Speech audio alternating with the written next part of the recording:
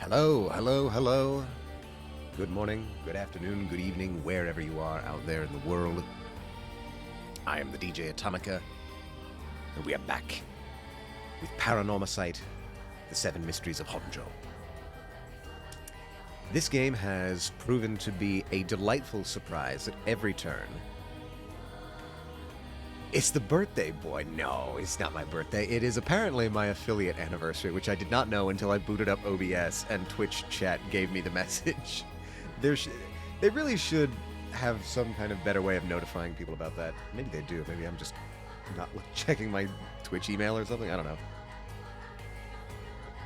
But yes, it is apparently my affiliate anniversary. I have absolutely nothing prepared or planned because I just learned about it 20 minutes ago. So we're just going to be progressing as normal with Paranormasight. They do, but it's not very good. Yeah. It's, I mean, clearly the fact that I had to find out this way. Affiliate day, yeah, apparently. I did not know this before booting up OBS today, this very day.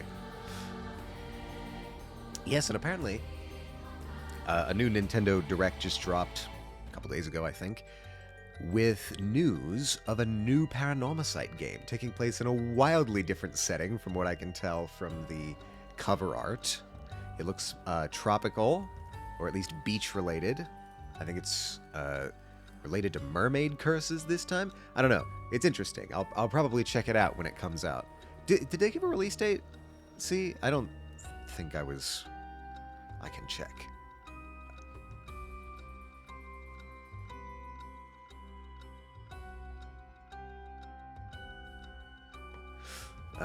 Okay.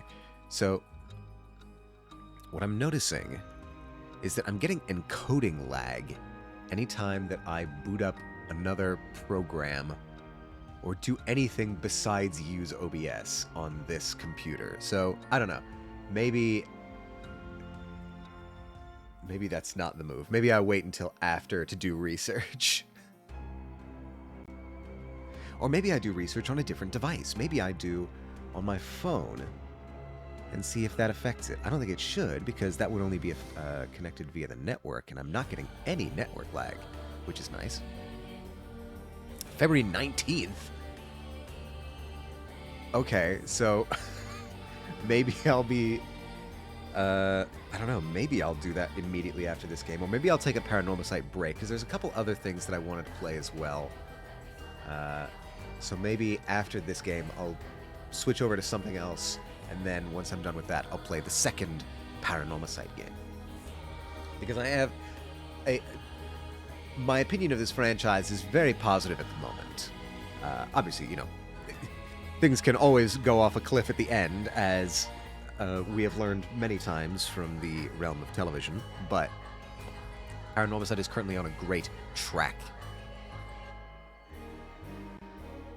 It has evolved from what I initially thought was a fairly conventional, if very well executed, paranormal thriller to an extremely creative game that frequently employs meta-textual game mechanics, and it's longer than I thought it was going to be, because we ended off last time with a couple developments.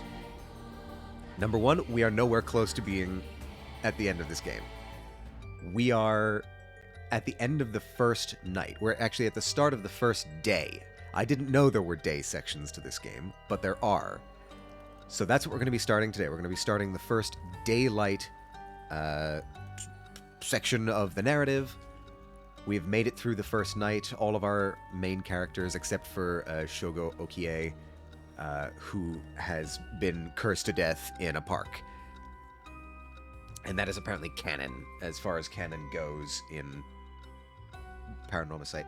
I wonder if I can actually just go into the story chart here. Yes. Alright, so, Shogo Okie, which was our sort of tutorial character, we went through his entire storyline twice, kind of, because the second one is, I think, the canon ending that the rest of the stories are based off of. We saved this girl Yoko from a curse, but we died in the process. We then moved on to 3 other storylines. One is Harushigima, which is a mother who lost her son and got a curse power during the attempts to try and solve the mystery with a private detective. We have 2 actual detectives on the police force, one of which, our character Tetsuo, used to work in the secret paranormal division, and now he's trying to gather up all the curse powers to prevent people from murdering, and also just got off the phone with a serial killer who was released on parole and then got one of the curse powers and intends to kill a ton of people. So we have now an actual, honest-to-God supervillain. Oh, God, I forgot to change the stream title. I'm just noticing. Okay. Supervillain time. Also daylight. I just learned this was an affiliate anniversary stream. Alright. I knew I forgot something. Anyway. There's a certain feeling you get where it's like you finish up everything and you're like, that was too smooth. I feel like I'm missing something. And I was. I feel like I should blast that everywhere. No, don't worry about it. Ignore my mistakes. The detective storyline has revealed the primary antagonist, which is this supervillain serial killer with curse powers. We also... Oh, read the affiliate thing? Okay, that's less objectionable. And the third storyline that we're following is Yako Sakazaki, who went into her high school after hours with her friend, who is, I think, supernaturally inclined, and did a spirit board thing to try and contact the dead, and then right after that got curse powers as well. Someone tried to kill us, another curse bearer tried to kill us in the high school, and we escaped. It's unclear if our friend did as well, because our friend turned back to try and fight the curse that was chasing us. And I think that about gets us up to speed. We are now... we've learned a couple things. We've learned that both the curse powers and the sort of murderous intent that the curses give their users is less severe in the daylight. It's amplified during the night because of some like force field around this section of the city that amplifies spiritual energy or something like that. It's not as powerful in the day. We've made it to the daylight.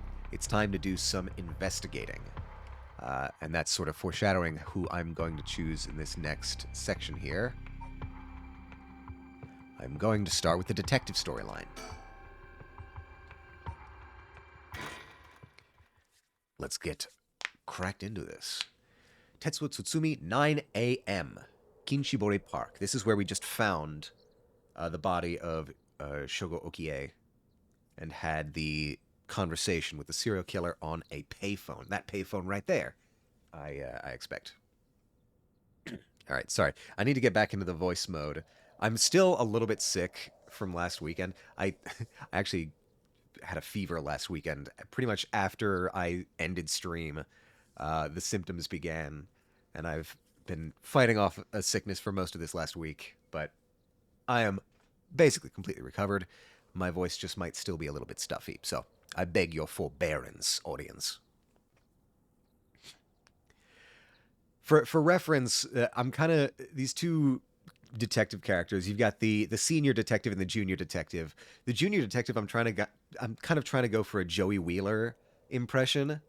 All good, just hope you get better soon. Thank you so much, Lordling. I am basically better It's just those few lingering, like, nasal symptoms, you know what I mean?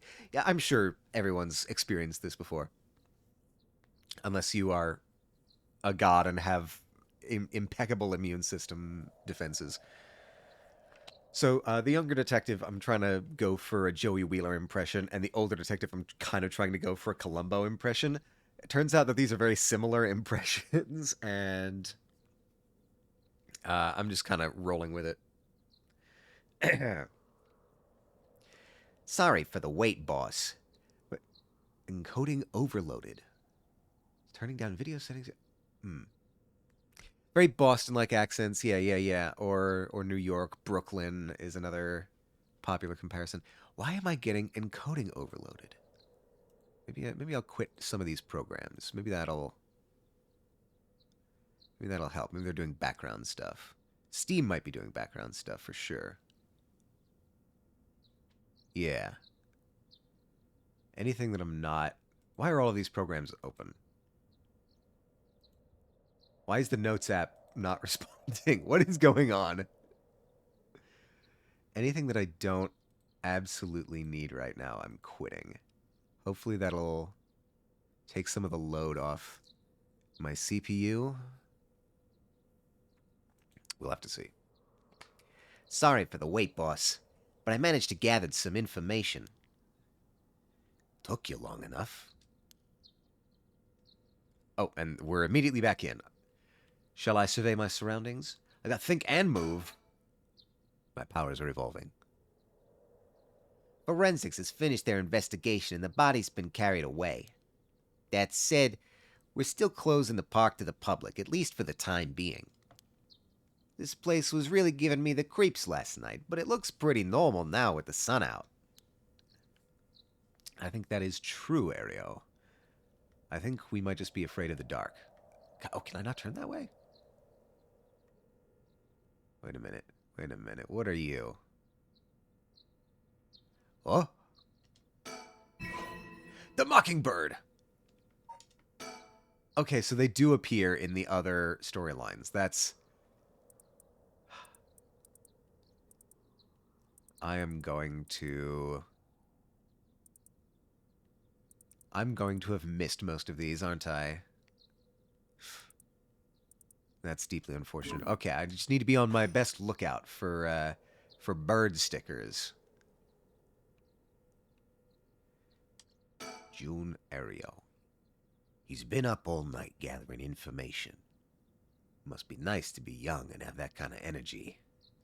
But I'm glad to have him on my side. It gave me a chance to rest up.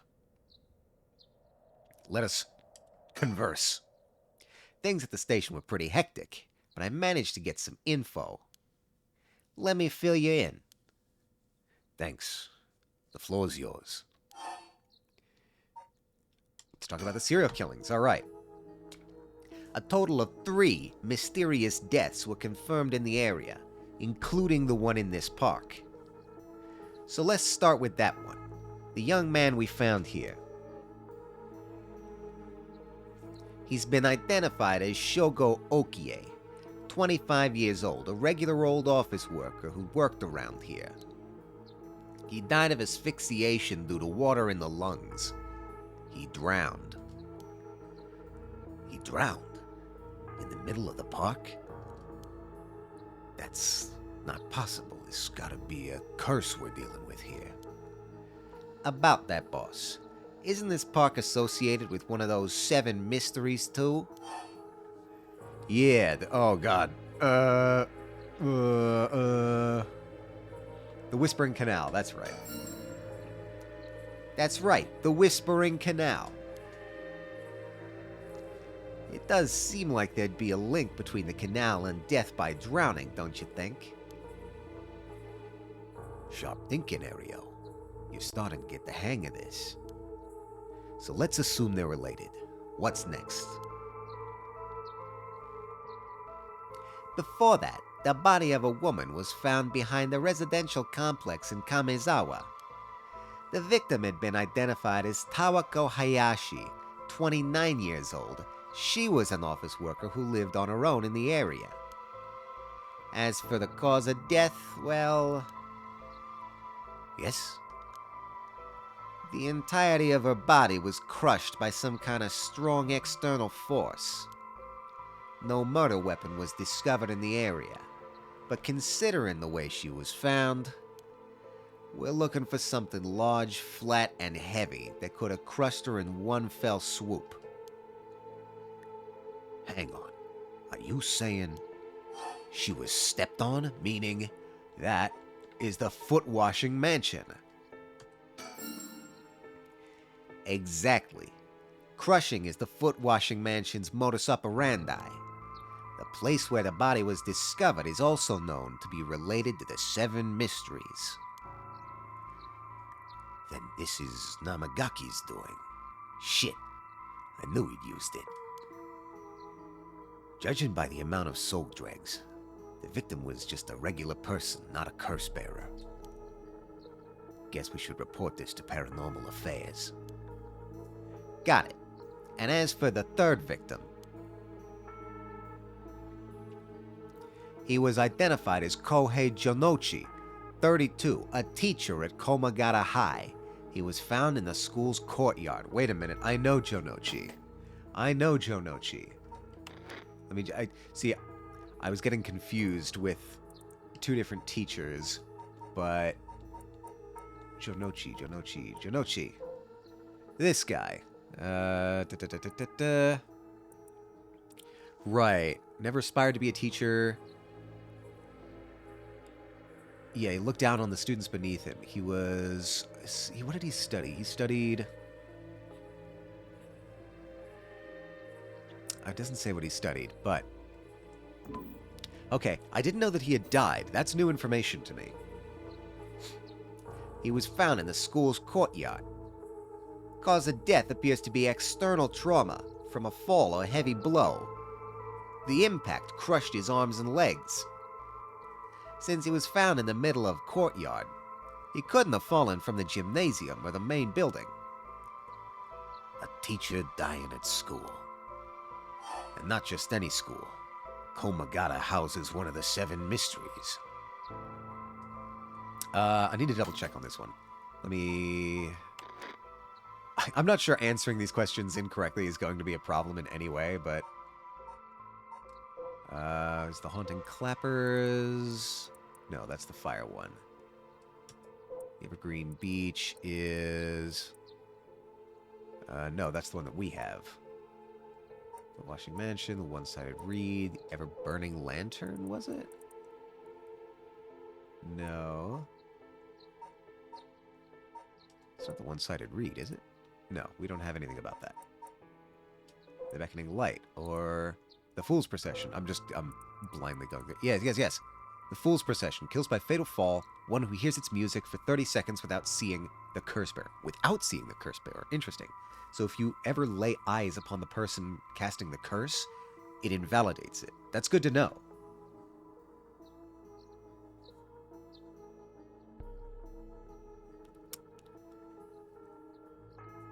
I wonder if we might be able to exploit that as the player. Just thinking ahead here. The game likes to play with meta gaming mechanics, so they might try and pull something like that on us. The Fool's Procession. Right. It's where the Fool's Procession is supposed to be. It's too big of a coincidence. We can't rule out the possibility that this death was also the work of a curse.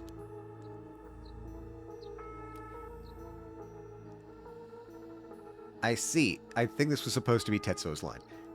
I see. Either way, it seems all 3 victims can be tied to the 7 mysteries. There's probably a curse bearer at the center of it all, pulling the strings. But you've got a point.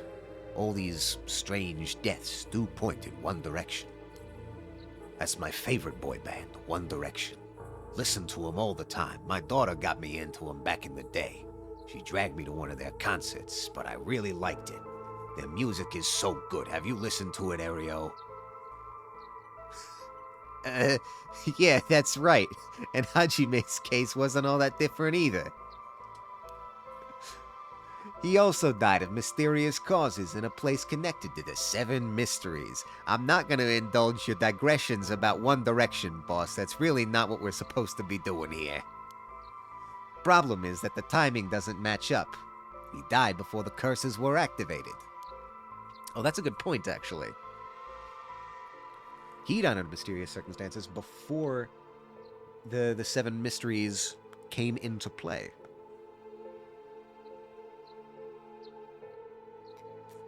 At least that's what I thought. Though, if it's possible that this whole cursed death game has happened more than once, then it is possible that somebody survived the last round and kept their curse powers. Very possible. Maybe they're connected to all this.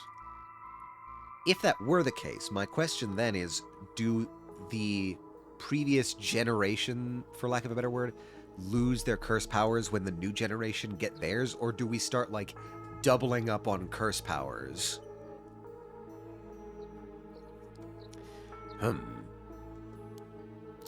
Could he have been hit by a different curse? One that didn't have anything to do with the 7 mysteries? That's a thought. But if that were the case, we'd be dealing with a powerful practitioner. One who could pull off a curse like that without using the curse stone. There are many people in this day and age who could do something like that. Oh, really? I see. I don't know too much about that stuff. I'd be more surprised if you did. More conversations. Talk. Tell me everything. Well, looking at these deaths, it seems like many of the curse bearers acted last night. They didn't have many other options. But we can't rule out that there were more killings from which the bodies haven't been found. Yikes. I hadn't thought of that. But there is one silver lining. Judging by my own curse stone, it seems that the curses can't be activated while the sun's out. Oh, that's great news. So basically we're safe during the daytime. Exactly. It's also likely why Nejima gave us till dusk. He must have known the curse stones couldn't be used during the day. He must have known. Because nobody else seems to have known that, except for the high school girl's friend. Huh. I wonder if that's not part of the innate knowledge that you get when you acquire a curse stone. Either way, we got till nightfall to settle this. It's time we flushed out the other curse bearers. Aye, aye, boss. Let's do this. What do we have on the other curse bearers? At the moment, we only know the identity of 4 curse bearers, you included. Yutaro Namigaki had the foot-washing mansion, and Hideki Araishi had the ever-burning lantern. We got both of their curse stones. And then there's Nejima, who claims he has the one-sided reed. Yeah, that about sums it up. Files updated with what? Oh, notes on known curse bearers. The Whispering Canal. That's actually a good question. We don't know who has the Whispering Canal right now. Did Yoko pick it up? Or did the person who killed Okie pick it up? The Beckoning Light, we don't know. Taigo. Yeah, and then we have the rest of those. 3, 4, 5, 6, 7, 8, 9. Yes, okay, that is all 9. That is the full set. We'd better figure out who the remaining 5 are quick. How should we go about looking for them? There's no point in searching blindly without a lead. Let's focus on other things for now. Tracking down Nejima may lead us to the other curse bearers too. Either way, he should be our top priority. He could do some real damage if we don't get him. I also want to look a little more into Yoshimi. I got a feeling there's more connection. There's some connection there. Aye, aye, boss. Sounds like we got our work cut out for us. Hajime Yoshimi. I asked around Sumida's Community Safety Bureau, where Yoshimi was stationed. It seems like he was investigating the apparent suicide of a girl named Michio Shiraishi, which was at the high school. All right, we're seeing the connections form.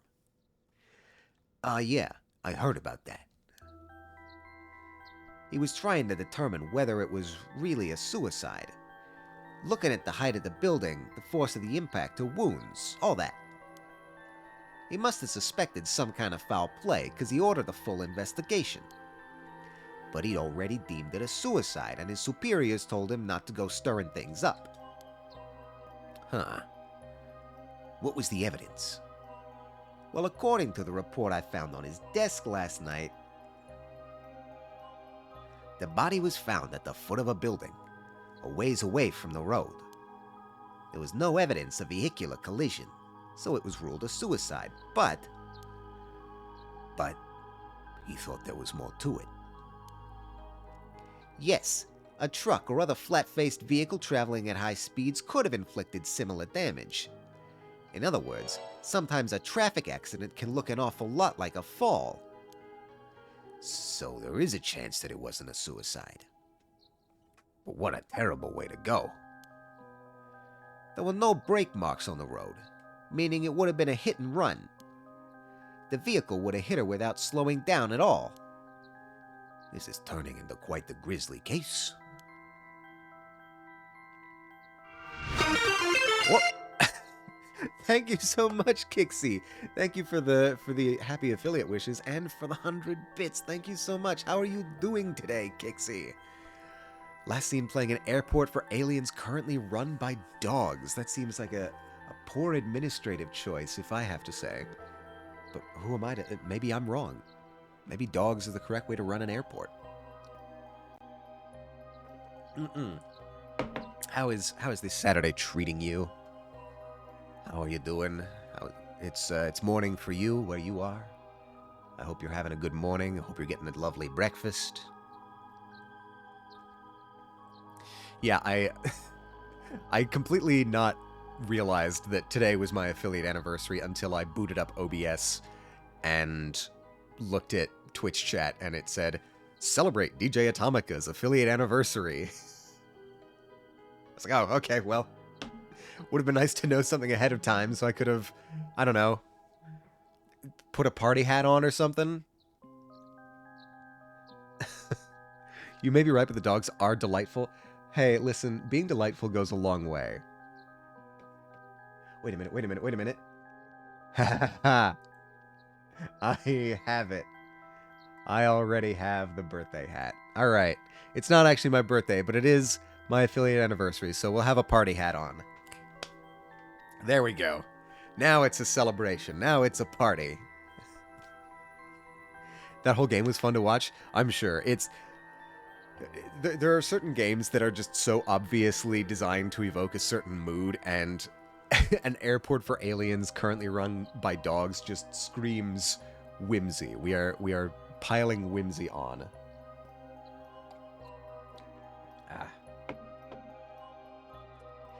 Yes. Welcome everybody. Welcome. I hope the weather is treating everybody all right. I'm on the East Coast right now, and by God, it is cold outside. It is currently, I did a weather check at the beginning. It's currently 17 degrees Fahrenheit, which is, can I scroll up? Is it still there? Yes. Negative 8.3 degrees Celsius. And it's gonna be that cold tomorrow as well. It's almost going to be 0 degrees Celsius or 32 degrees Fahrenheit on Monday. But boy, oh boy, it is very cold. I'm not that far off at 21 Fahrenheit. Yeah, I think we're still getting a lot of the after effects of that winter storm. You'll love to see it. That is indeed very cold. I that was quoting the high temperatures. I'm not even getting into the lower temperatures. Yeah, like we're getting like 7, 8 degrees Fahrenheit, which is, I don't even want to... Wait, I can calculate. So like 7 degrees F2C. 7 degrees Fahrenheit is negative 13 degrees Celsius. And yes, I have explicitly coded a temperature converter into the commands of this chat, because it comes up often enough that I need to do the conversions. Glad to be inside today. I was on a roof during the snow that came in yesterday for me. Yeah. Yeah, we did get a little bit of snow yesterday. That was unexpected. Maybe I would have expected if I had checked the weather, but I didn't. I guess I just psychologically assumed that the next round of snow wouldn't come until the previous round had melted or gone away. This is a foolish assumption. I've lived in snowy areas my entire life. It frequently happens that snow will pile on top of other snow. I don't know why I forgot that. Ugh.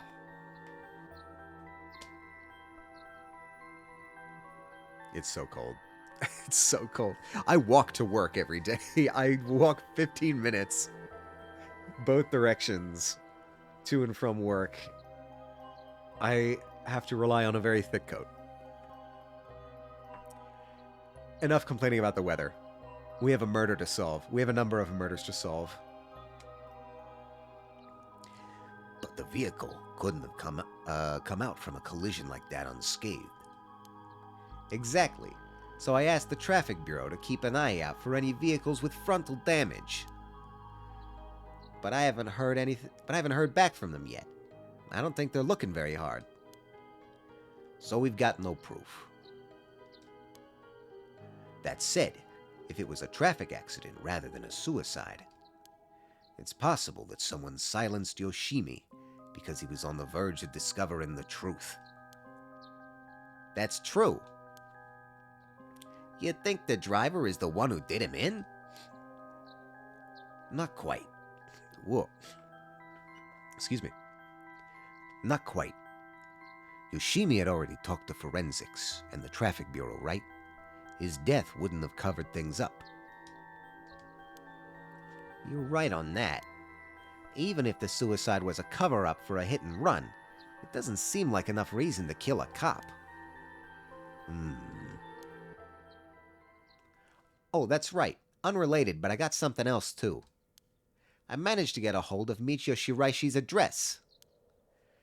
Yoshimi went there a bunch over the course of his investigation.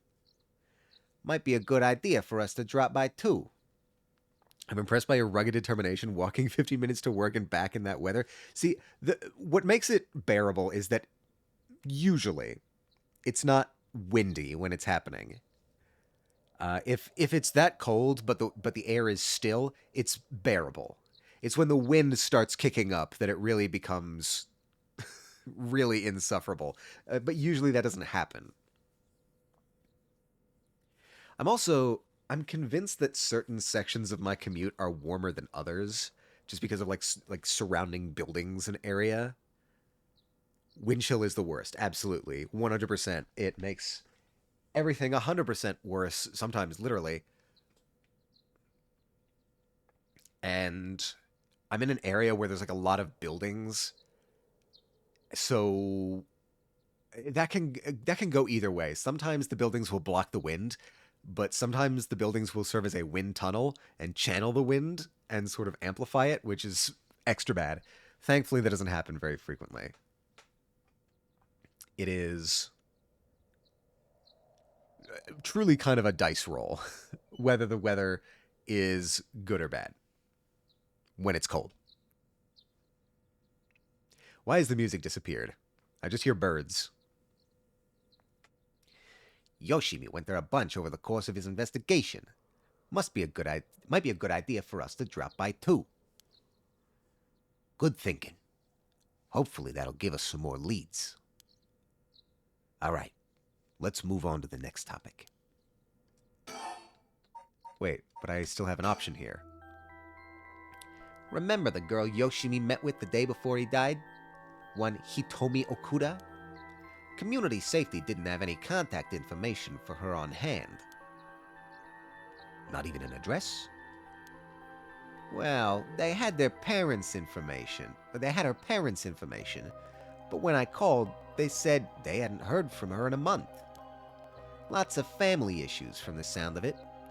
They even said they didn't want anything to do with her anymore. That said, she still goes to school once in a while, so we might be able to find her there. Not sure we really have time for a stakeout right now. But he could be a key witness. Can't we have Community Safety track her down for us? We can ask, but it might be tricky to get it done today. For starters, Komagata High School is closed today. Ah, because of the teacher that died. That's right. All right. But if it's not something we can do today, we might have to forget about it. Let's move on then. Working our way down, but still more information on Hajime Yoshimi. I got some information about Yoshimi's fiancée from Community Safety. Her name is Mayu Chozawa, 27 years old. She works as a beautician in the area. Look, even I managed to get a picture of her. Look, I even managed to get a picture of her. I thought he was self-deprecating. She sure is a beauty. But, oh boy, here it comes. But what? Community Safety hasn't been able to contact her since Yoshimi died. Not by phone or at her house. In other words, no response. Dead silence. Okay, so I think if we're going by usual murder tropes here, the fiancé is a primary suspect in in Yoshimi's murder. The fact that she's now missing as well could be indication that she went on the lam and started and ran, or it could be an indication that she was gotten by the same curse. That whoever was going after Yoshimi also went after his fiancée. There it is. Can't things just be easy for once? Person of interest updated. Is this Mayu Chozawa? Okay. Female beautician. Beautician and fiancé of Hajime Yoshimi. Police officer. Current whereabouts remain unknown. Very stylish hair, though I would expect nothing less of a beautician.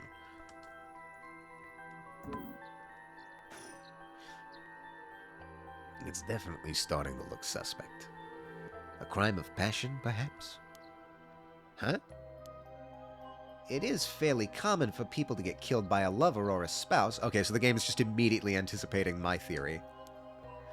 But Yoshimi was well liked, and they'd been together for over 10 years.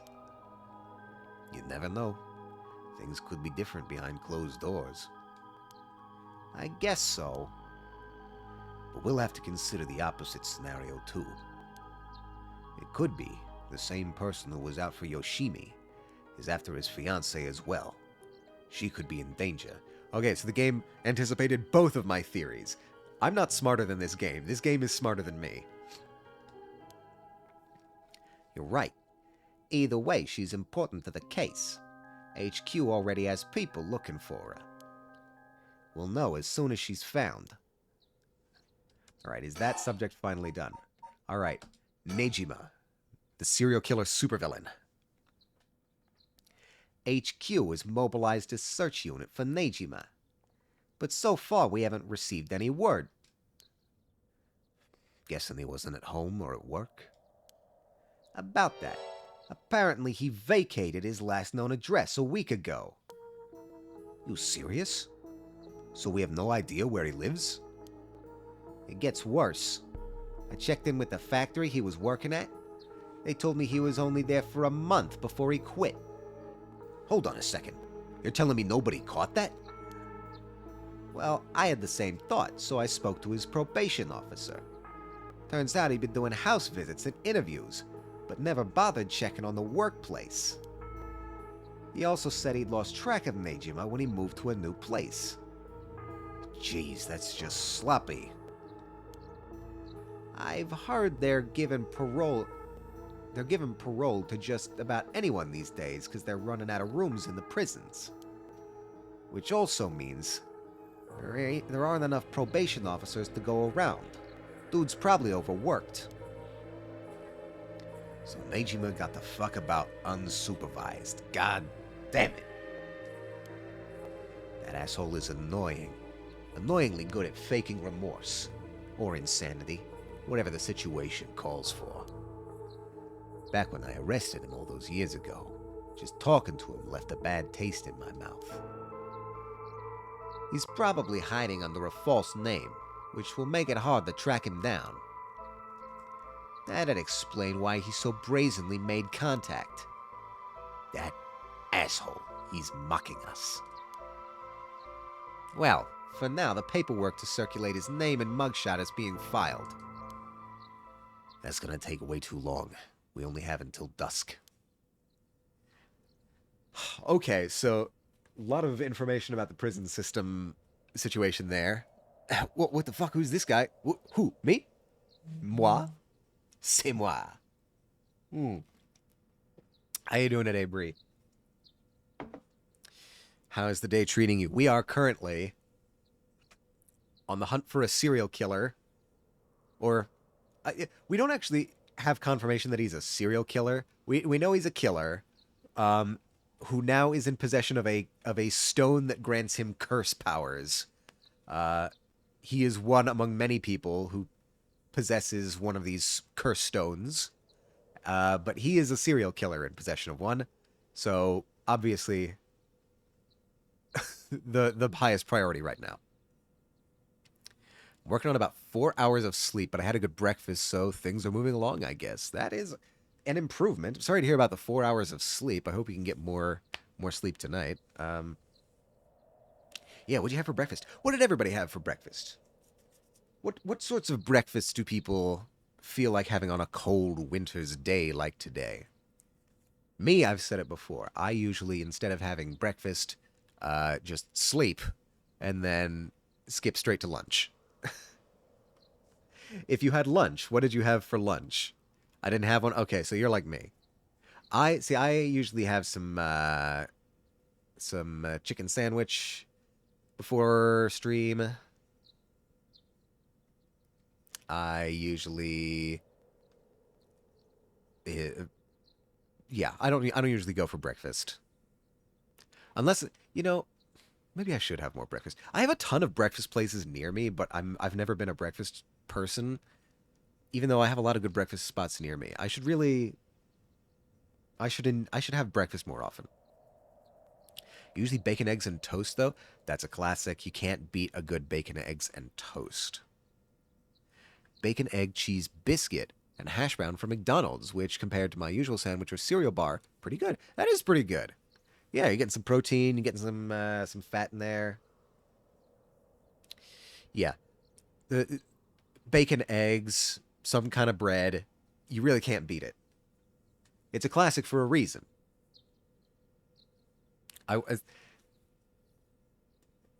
It's a lot of protein, but that is good to have in the morning. I guess I also had protein for my first meal because it was a chicken sandwich, but yeah. Speaking of Nejima, yeah? Did you manage to reach your daughter? It'd be best to put her into protective custody as soon as possible. Not yet. I can't reach her. They called, but she's not picking up. Wasn't home when they went to her house, either. That's not good. Does that mean she never came home? And why weren't you the one trying to reach her? Shut up. I don't have her contact info, all right? Damn, she really doesn't trust you, huh? Either way, I told her mother that it was an emergency, and that we'd send an officer to find her and get her to safety. That sounds really good. I'm not gonna lie. As soon as you said that, Brie, I got hungry for a bacon, egg, and cheese biscuit from McDonald's. I have a McDonald's near me. Maybe I could do... But that's so, like... I feel like it's disrespectful to go to a McDonald's for breakfast when I have, like, actual local breakfast spots near me. Even though McDonald's is, like, way cheaper.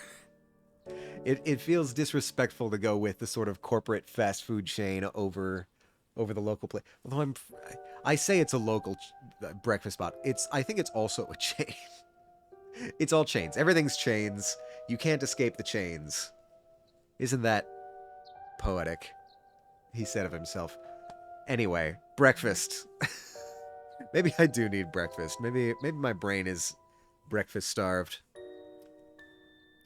McD is my favorite fast food hash brown. That is true. I have never had a hash brown that was better and more solid and more reliable than a McDonald's hash brown. Because it stays together so well. It's like this neat little package. Normally if you go to like a diner or something and you ask for hash browns, they'll give you this sort of like chopped potato hash. And, you know, that's fine. That's good. From a taste standpoint, but you can't, like, bring it with you, which I suppose is why McDonald's developed the hash brown that it did, because it's a fast food place. They expect people are going to be, you know, on the go with their food. So they probably just had to come up with a slightly different way of doing it, and they invented this nice little puck of hash brown. Always good to support the local regional chains over the mega chains, but sometimes you just want what the mega chains got. That's true. That is very true. Yeah, because like my more local, I think it is also chain, but I'm just going to call it the local place. The local place, it has hash browns, but it's that sort of chopped up, you know, potato hash. Or they might not even, it might just be like diced potatoes, now that I'm thinking about it. It might not even be a hash brown. They do have sandwiches, though. I don't know. I feel like I'm losing the plot somewhat here on this line of thinking.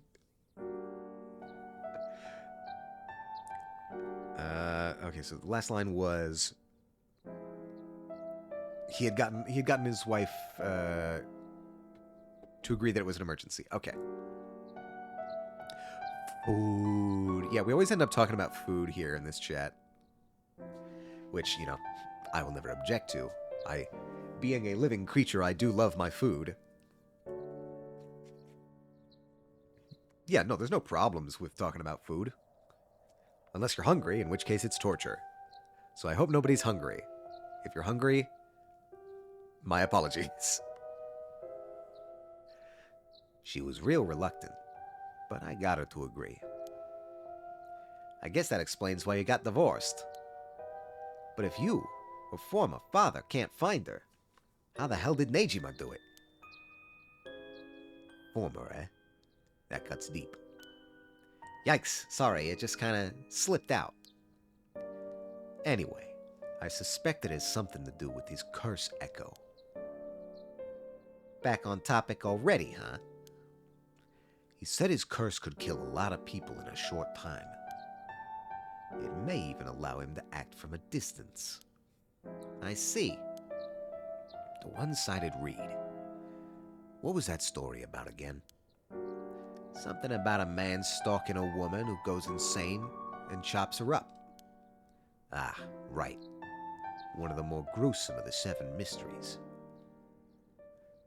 A man stalking... Maybe that's a clue from the story. Let's read the one-sided reed story again.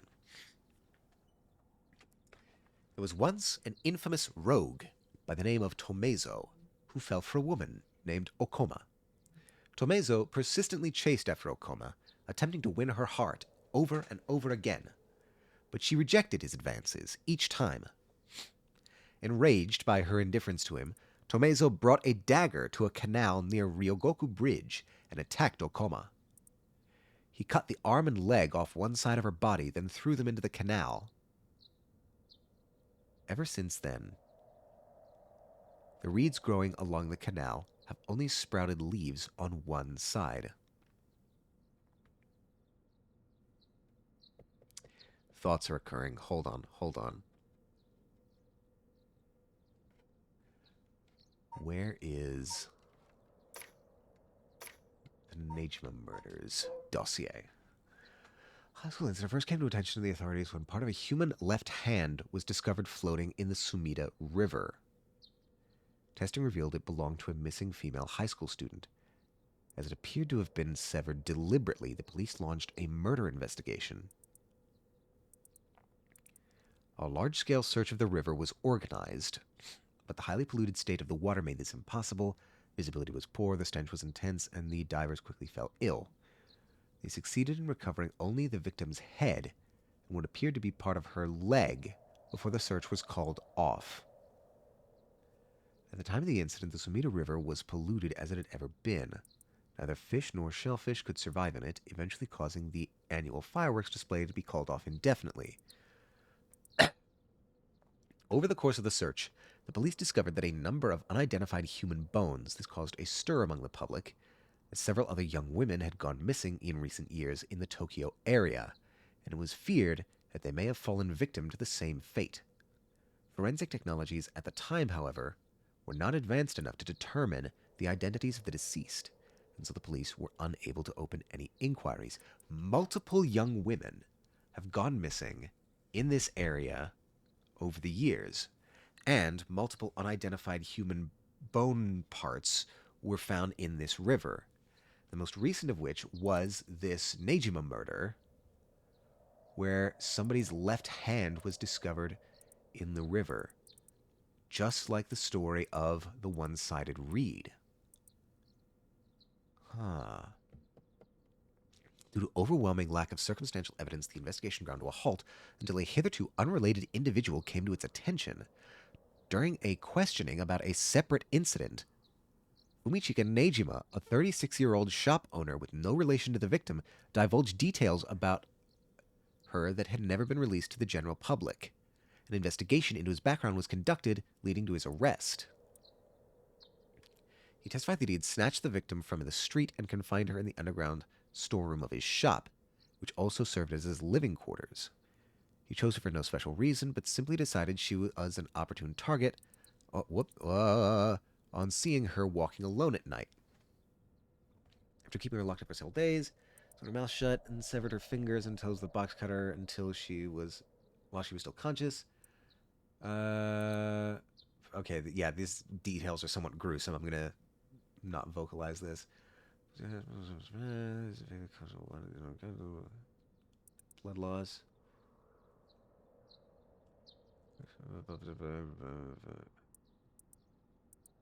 Eventually divulged the details of the murder, but was less willing to explain his motive. When asked, he would only break down in tears, saying, "I don't know what came over me. I know it was wrong." In the end, the police could extract nothing more from him than expressions of remorse. Although the efficiency of his methods strongly suggested that he had committed similar crimes in the past, no corroborating evidence ever came to light. Okay. I'm starting to assemble a picture, a theoretical picture of what happened here in the Nejima murders. I don't think all of the Nejima murders were committed by Nejima himself. The fact that many women have gone missing in this area over the years says to me that they are all victims of the one-sided reed. We have an ad in 3 minutes, everybody. Brace yourselves for that. I think everybody who was found in this river, all of those random human body parts, are all victims of the one-sided reed. But I don't think it's always the same person using the one-sided reed. I think a bunch of people... Yeah, I think that this 7 Mysteries death game has occurred more than once. I think there have been multiple generations of this game.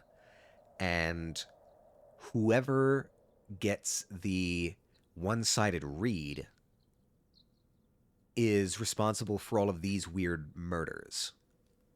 Nejima being the most recent one.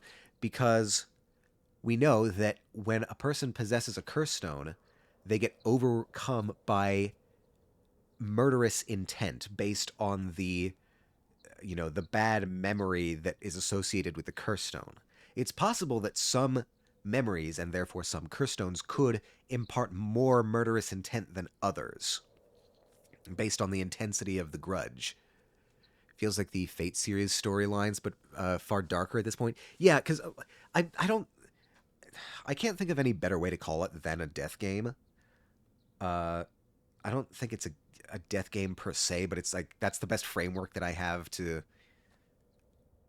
maybe ritual, because all of this stems from somebody wanting to activate the rite of resurrection. I am convinced of this almost completely at this point.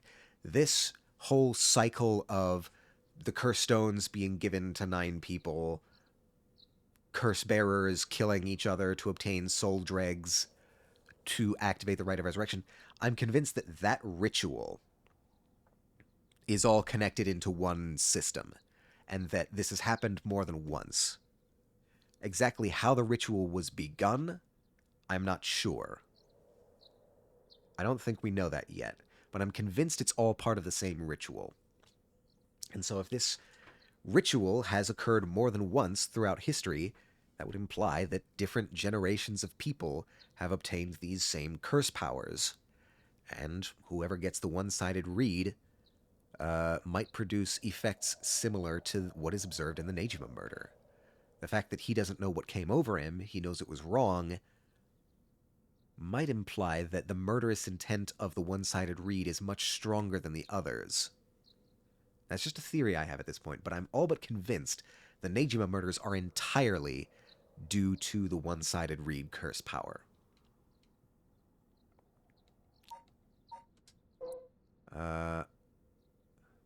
Right, yes, that's that. Okay. We're in the middle of an ad break now, so we're going to wait, the 20 seconds it takes. And actually, I'm going to refill my water while the ad is going.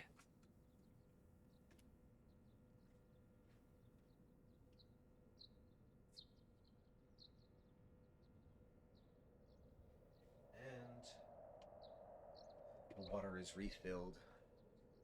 We are back from the ads and from my recovery of the water. All right. So that's what I'm convinced of in terms of the Nejima murders theory. The fact that Nejima got the same curse power again, though, is kind of wild. How could that have happened? How could the same person get the same curse power twice? You would have to know the location associated with the curse power and go back there in hopes that you would get the same...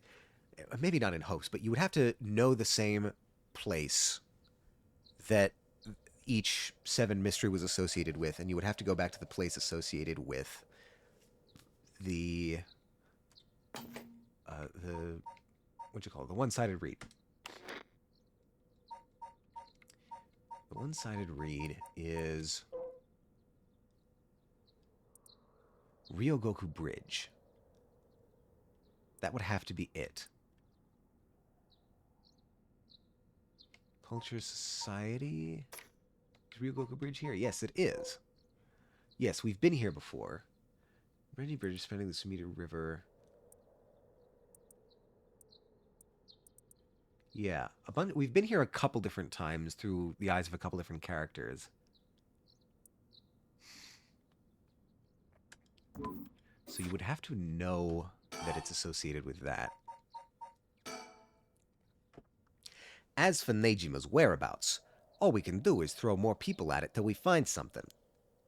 I'll check in with HQ frequently to see if they've got any updates. And that's about it. Oh, hell yeah. Shall we continue our investigation? We could go to Komagata High School to look into Hitomi Okuda, or to Michio Shiraishi's house to find out more about her. Let's think first. Always think before you move.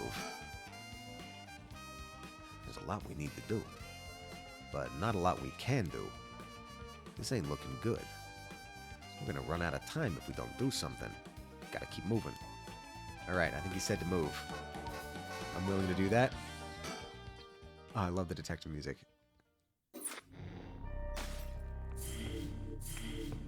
Whoa, we unlocked 2 things there. Alright, I guess we have a choice. Life can be tough. Fancy sushi. Tomi's help. Wow, okay, we have a ton of options. We have 1 option from each main character. Let's, what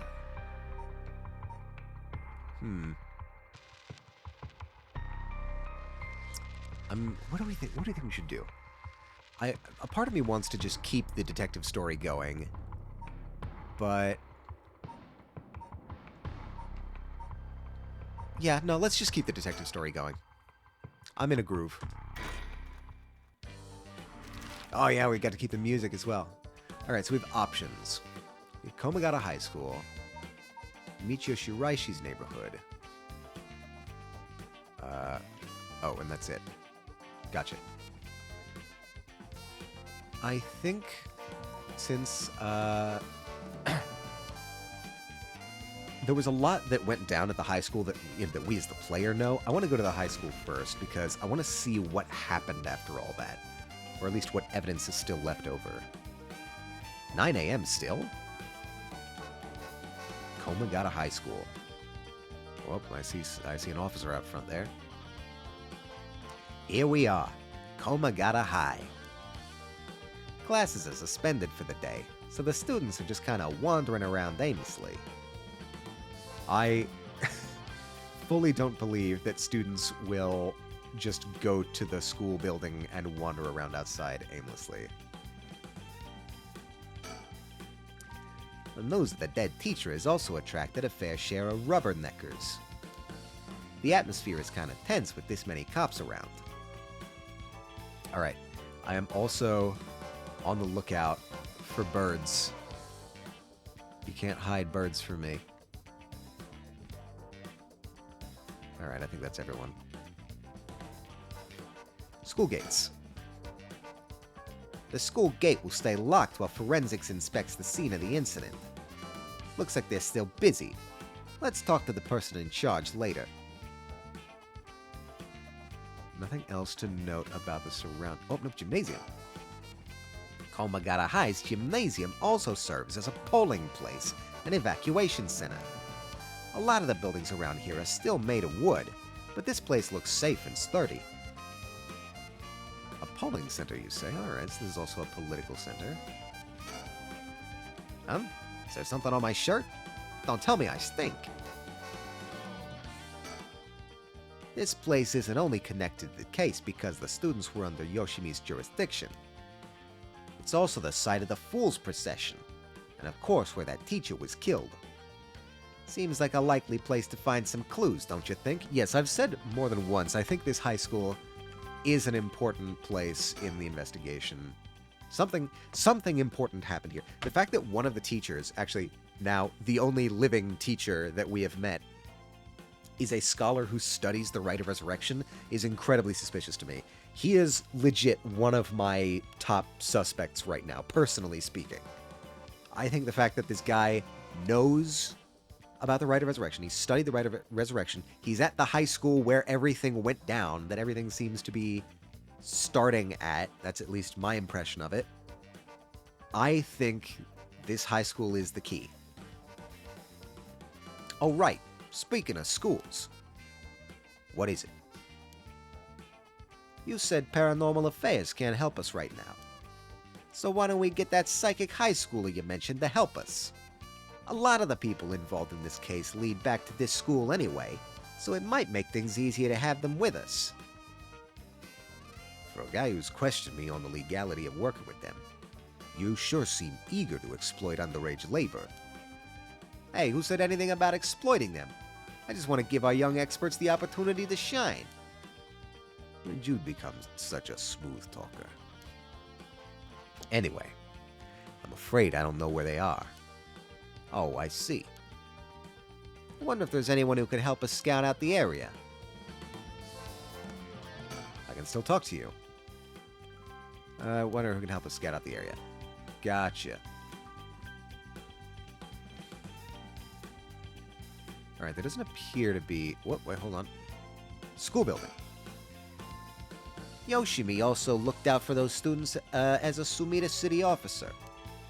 Juvenile delinquency has been a growing problem for years now. This school is no exception. Files updated. But the school? Juvenile delinquency. I think I know what juvenile delinquency is. You don't have to give me a file on that one, game. Alright, I think we've pretty much exhausted what we can get in this location. So let's move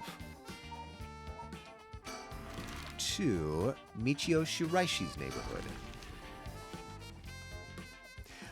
The upbeat music is really wild. It's near the Shiraishi household. Okay. It's very much like classic 70s buddy cop music. I imagine that's what they're going for, but it's in such contrast to the sort of intense supernatural thriller that they've been doing so far. It seems like Michio's house is at the end of this road. We don't want to intimidate them, so maybe I should go alone. Check the surroundings. The houses are really crammed together in these narrow alleyways. Strangers like us walking through definitely stand out. It really feels like old Tokyo. Wait, okay, hold on. There's gonna be a bird somewhere. I'm gonna miss the bird.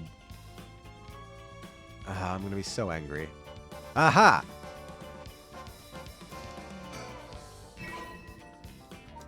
Got it. Can't slip it past me. Oh god, I think I have actually missed quite a few birds.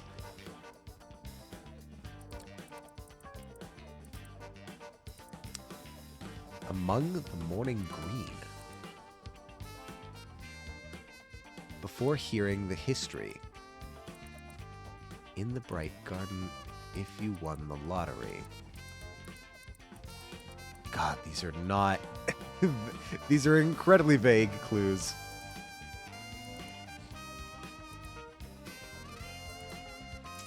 Among the morning green. That could be so many different things. Alright. Surroundings. It's quiet. This place is normally pretty lively. Full of people coming and going. It seems like everyone's decided to stay inside because of the recent incidents. I mean, I can't really blame them. There's strange curse murders happening. Not that anyone knows that they're related to curses, but strange murders happening around me are cause for concern. Ario's checking out the Shiraishi house at the end of the road. This street's real narrow, so two big guys like us would stick out like a pair of sore thumbs. I can observe more. Nope, I can observe the same. Alright, to the Shiraishi household. Alright, I'll go check the house.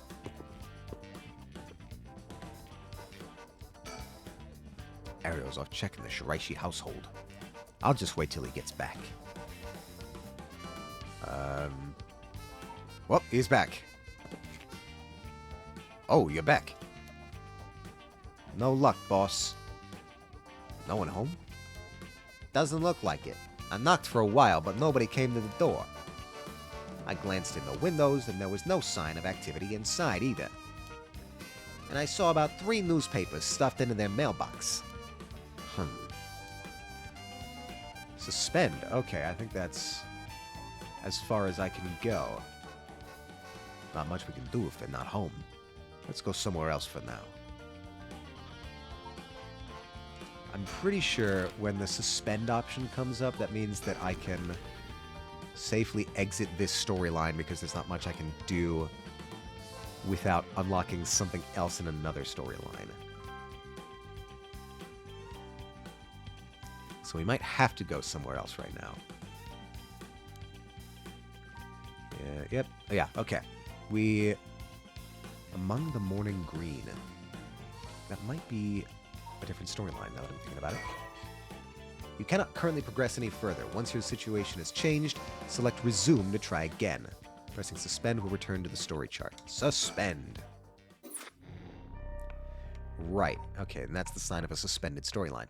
Let's go with... We haven't seen Haru's story in a while. Let's go and do that. All right, so Haru's storyline so far. Throughout the night, Richter, that's the private detective, continues to gather information about the curse stones, while Haru lies awake until dawn, preoccupied by the prospect of bringing her lost child back to life. Yes, Haru definitely wants the right of resurrection, and her current strategy is to try and steal curse stones, or sort of strong-arm curse stones, from the other curse bearers. Shigema Mansion. Good morning, ma'am. How are you feeling? I'm fine. I hope we can make good progress today. How's your curse stone looking? I haven't felt anything from it since sunrise. Interesting.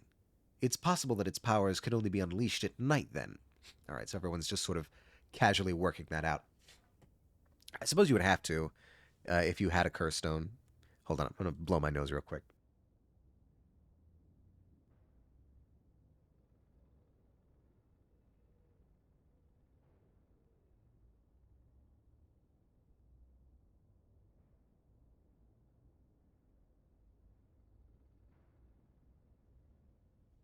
Ah, okay. There we go. That aside, why are you so late this morning? There are unfortunately some things that can't be investigated while the world slumbers. But I did get some research done in what limited time I had. Very well. Let's talk.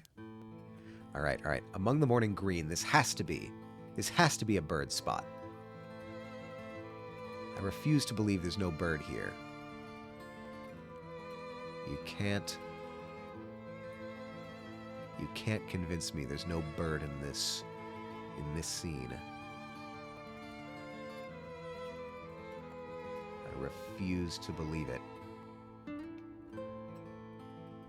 got to be kidding me. There's no bird? But there's got to be a bird. Among the morning green, what could apply more than this?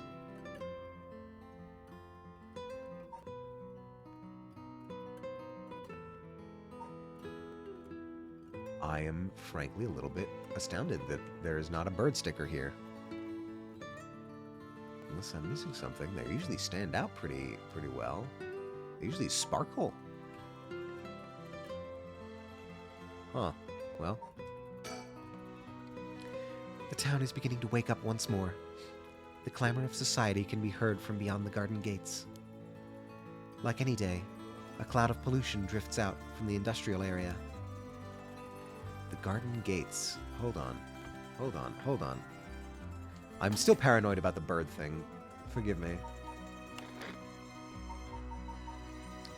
The birds. Give me the birds. No, mockingbirds. Something about a garden. Hearing the history in the bright garden. This has to be a bright garden. Am I insane?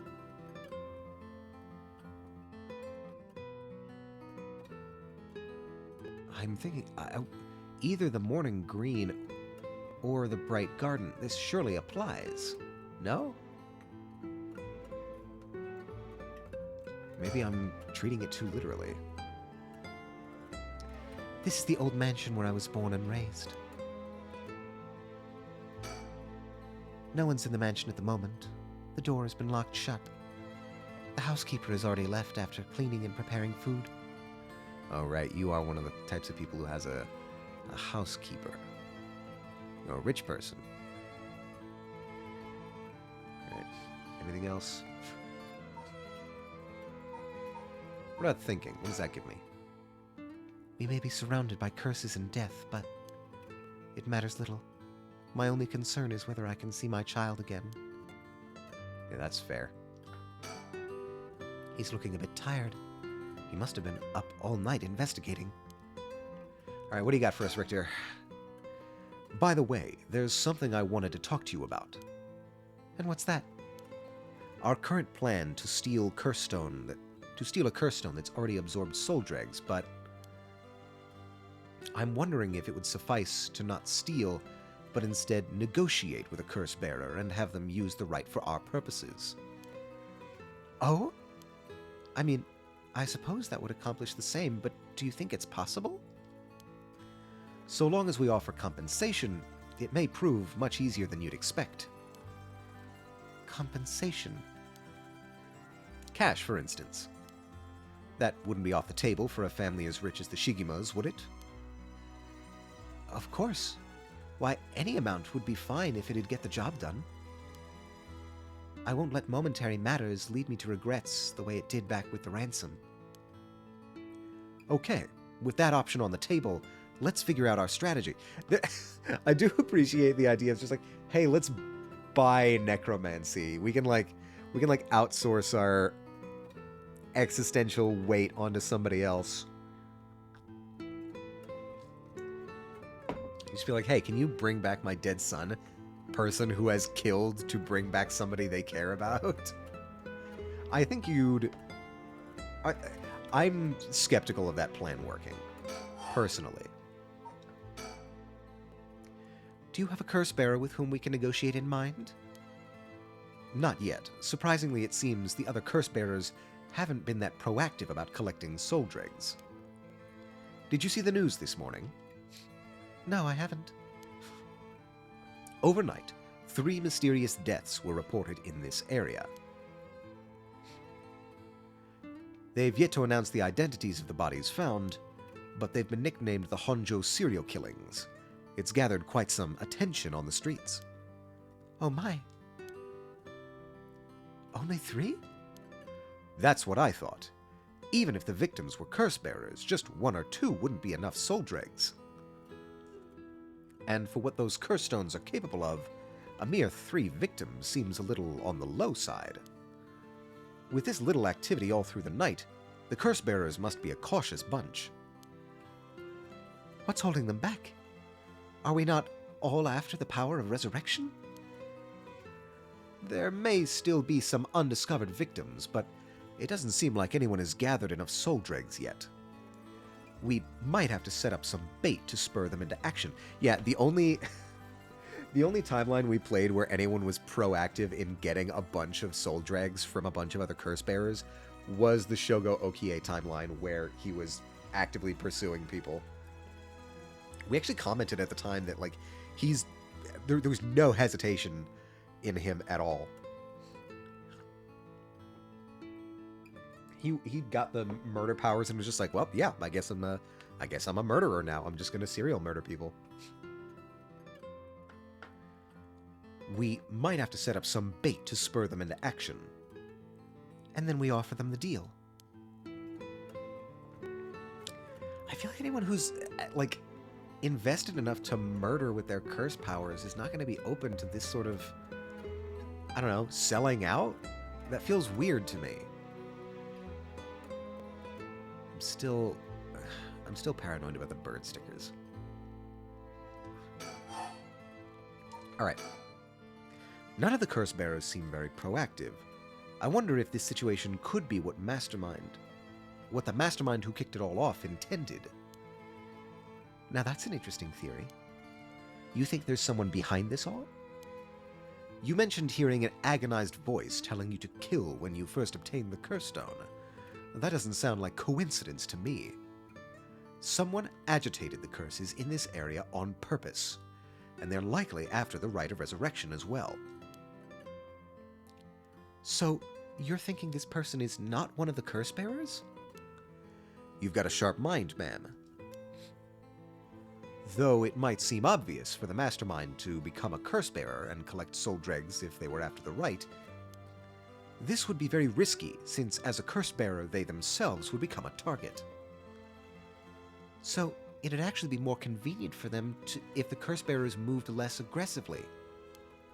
That's right. But despite that, they've been inciting the curse bearers to commit murders. Why? Let's consider this.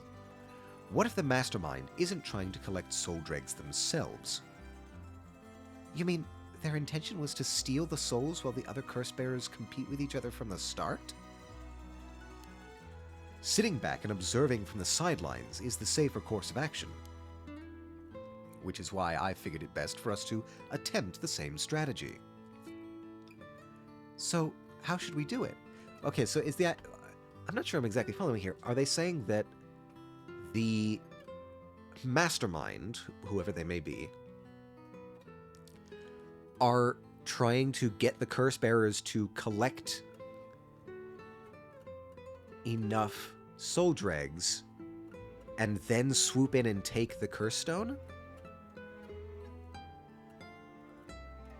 That would make sense. Oh, no, wait. Actually, that does make sense. Because that's how the Shogo Okie timeline ended. Shogo is very proactive. He got... It took like a couple hours for him to get all of the soul dregs necessary to perform the rite. And then right as we were about to do it, we got killed by an unknown party. And that's how that timeline ended. So yeah, I think that's exactly what's happening. I think we witnessed that happen, more or less, in the Shogo Okie timeline. Okay. So the mastermind is just some guy who knew about the Rite of Resurrection, knew about the locations where people would need to be in order to get the curse powers. Again, I'm going back to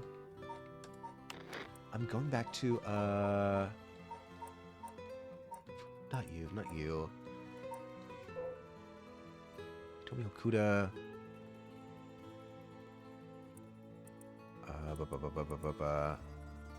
Wait a minute. Who's this person?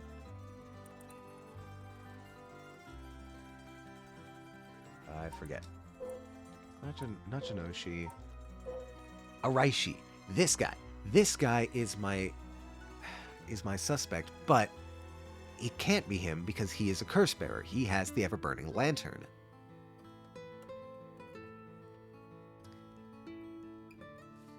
The reason I was suspicious of this guy is because he knows so much about the Rite of Resurrection. It was later collected by Tetsu Tsusumi. Yeah, he knows everything. It's possible that this guy told someone else everything he knows about the Rite of Resurrection?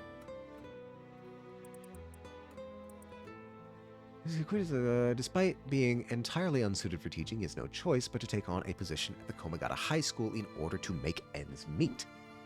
While having a captive audience in his classes goes some way to satisfying his need for respect and recognition, his conceited nature makes him unpopular among the students. He is concerned that articles he contributed for purely monetary reasons have earned him a reputation as a researcher of the occult, but the surge of interest in the topic and the resulting volume of article requests he is receiving are undeniably tempting. He's a regular at the Kurokiyo Cafe on Hokusai Street, where he can be found outside his work hours writing essays and manuscripts. Yeah, I think maybe he just like ranted to one of his classes and one of the high schoolers maybe activated the ritual? I'm not sure. Hitomi Okuda, where did Rebellious Hitomi Okuda? Oh no, this is somebody that the murder detective was trying to like interact with. Rebellious student in class 2A Komagata High School. On the rare occasion when she does show up to school, she skips all her classes and spends her time hanging out on the rooftop with her fellow troublemakers. Hitomi is regarded by the teachers as one of the worst offenders among the delinquent students attending Komagata High School. As a fairly ordinary student when she started high school, however, trouble at home in her first year had her take a turn for the worse. She began associating with a different group of delinquents from other schools with whom she'd wander around at night to avoid returning home. Warnings from the teachers about dress code and conduct violations have fallen on deaf ears, with Hitomi going on reactionary rampages around school with her friends, breaking windows and disrupting classes. Recently, some teachers have taken to using harsher measures, and even corporal punishment to correct Hitomi's behavior, but this has only served to exacerbate the animosity between Hitomi and the school. Hitomi is widely regarded as the leader of the troublemakers at Komigata High School, but the title does not mean much to her. Right, okay. That's how she's connected. Okay, so it's not the history teacher that I thought it was. So, how do we do it? There's still reason to suspect the mastermind could be a curse bearer themselves. To be honest, I want to keep my distance from whoever it is. There's no telling what kind of power they might possess. Okay, so it could still be the history teacher.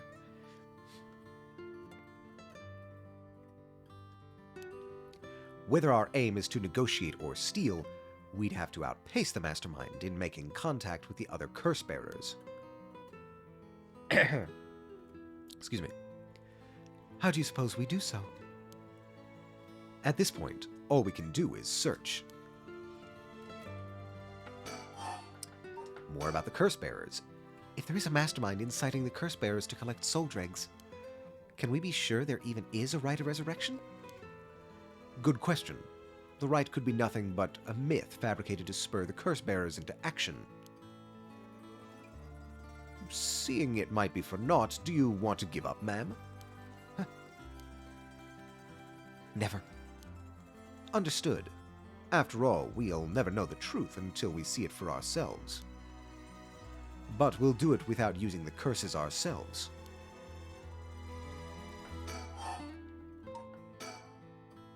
By the way, I met a few people who seemed like potential curse bearers last night. I did some investigation into all of them. But I only managed to get detailed information on 2. You're quick. I suppose that's to be expected from an investigator extraordinaire. I appreciate the flattery. First, there's Ayame Tono, the girl we talked to before, though she isn't a curse bearer herself. She's a student attending T University of Art. She currently lives alone in an apartment near Midoricho Park. You even determined her address. You're not one to be underestimated, Mr. Investigator Extraordinaire. I called every single university with ukiyo-e in the curriculum pretending to be her parent. I went around to check on her place on the way here. It doesn't seem like she returned home last night. I'm worried she might have run into some trouble. Didn't you attempt to follow her last night? I'm embarrassed to say, but I couldn't. She shook me. I couldn't keep track of her. And here I thought you were an investigator extraordinaire. I'd like to learn more about her, but it would take some time. She's planning to steal curse stones, just like us. It's best we act carefully around her. Right. She hasn't really come into the story much yet. She is sort of associated with the guy who had the foot-washing power. She wants to steal curse stones to bring back a dead artist. But so far, that's all we have on her. She hasn't seemed to really affect things much after that. Next is the tall man who is dressed in black. I met him near Kinshicho. He stood out with the way he dressed. I managed to get some good information from him. Impressive. What can I say? He works as the secretary to Hihaku Soaps' chairwoman. I believe his name is Takumi Yumioka. The Hihaku Soaps' headquarters and factories are both located in Honjo, correct? Yes, they've been here for a while. But it's only in the past 10 years the company has shown significant growth. I remember seeing the chairwoman on the news a few years back. She seems to be very shrewd. With the increase in sales, I assume she'd want her factories running at full capacity. But with the harsh reactions against industrial waste, a lot of the factories with older equipment had to be shut down. That's right. Even 10 years ago, there were many complaints about chemical plants dumping in waste into the river. Dumping waste into the river. Most companies back then were more concerned with making a profit than protecting the environment. Yeah, back then.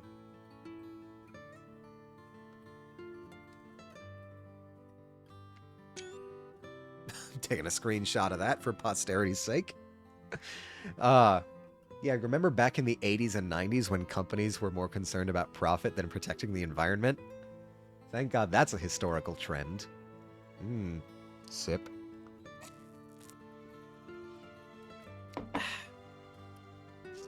Moving on.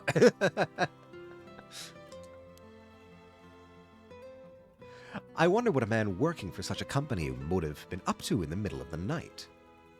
On the way here, I stopped by the company's headquarters, but they hadn't started for the day. It would have been I should have better luck later. Let's hope you will. Perhaps they're interested in seeing if the right would be beneficial to their product research into beauty and skincare? Ha! Now that's an interesting thought. What would even be the point of that? What would be the point of having a resurrection ritual if you're a cosmetics company? More about the curse bearers. I ran into one more suspicious young man last night. This one seemed to be out collecting soul dregs, right? Indeed. I couldn't get a good look at him, though. And I couldn't gather enough intel to properly identify him. Well, that's a shame. But I can make an educated guess. Oh? You know that researcher who discovered the ancient text on the Rite of Resurrection? The one that lives near here? His name is Hideki Araishi, and the man I met was very similar in stature. Oh my! Even he is involved? How awfully suspect. Considering his background, couldn't he be the one who initiated the whole affair? Once again, the game is perfectly anticipating my theories. I feel like I'm dancing in the palm of this game's hand. I think it's possible, yes. Which is why I decided to refrain from making contact with him for the time being. Safety first. Understandable. Of course, I want to learn more, but this isn't the right time to focus on him. More about the curse bearers. I prefer to ascertain who else is a curse bearer. First, I'll return to Hihaku Soaps to see the man in black. Their headquarters are down on South Warigesui Street. That word always messes me up. I learned something new about the criminal involved with the kidnapping. It concerns the serial killings. There was a body found at Komagata High School. The person was identified as a school teacher. His name was Kohei Jonochi. Do you think he was a curse bearer? Not sure. It's possible. But regardless, this means the two people who knew the truth about the kidnapping are both dead. Huh. Just when we were getting somewhere. This isn't enough to make me give up, of course. Sorry, I'm still getting a little bit stuffy. My nose. It might just be the winter, or it might be the sickness. I don't know. I'm down with the sickness. Oh, Still, we don't know anything about Michio Shiraishi's residence. It'd be wise to pay it a visit. Understood. About the serial killings. In addition to the 3 victims associated with the Honjo serial killings, there's Michio Shiraishi, who reportedly committed suicide, and the police officer who died at the former Yasuda Gardens. If strange deaths continue occurring like so, they're bound to inspire strange rumors. But those last 2 have nothing to do with the 7 mysteries, no? It's true, both occurred a week before this accursed situation began. Still, it cannot be ruled out. It's possible that the mastermind was involved even with those killings. How? What if there were preliminary steps to awakening the Seven Mysteries' curses? Can we really assume they're unrelated just because the timing doesn't match up? Or rather, the police officer's death is so baffling that it'd be easier if it were connected to these curses. The victim wasn't the type to be caught off guard easily. You seem to know a lot about this. I suppose we weren't strangers. My personal feelings might be wrapped up in this one, too. I see. If you were to investigate this matter more, you might get a lead on the mastermind. You're right. If we wish to focus on the mastermind's identity, that would be a fine starting point. Are we done? No, we still have more about the serial killings. We might even discover more deaths related to the curses on the way. We should pay attention to today's news. Well, that's all I have to report. Shall we continue with our investigation? What do you want to do? If you still can't use the curse stone, taking a walk should be fine. Taking a walk should be a fine place to start. Right. Let's go together. I want to see what's going on for myself. In that case, I'll trust you to decide on where we should go, ma'am. Right, one last check around the gardens for a bird sticker.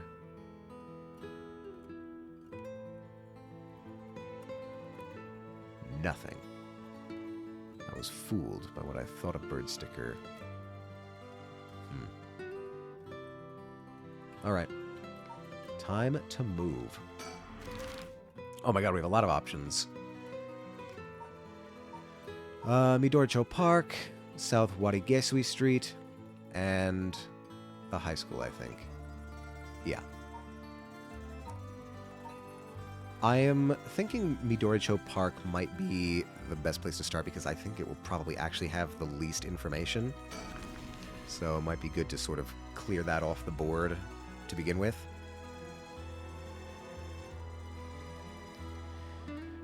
We're here. This is Midoricho Park. Ayame Tono lives around here. She wasn't in her apartment when I dropped by this morning. I wonder if it's worth checking again. Morning Green. Morning Green could also be referring to this.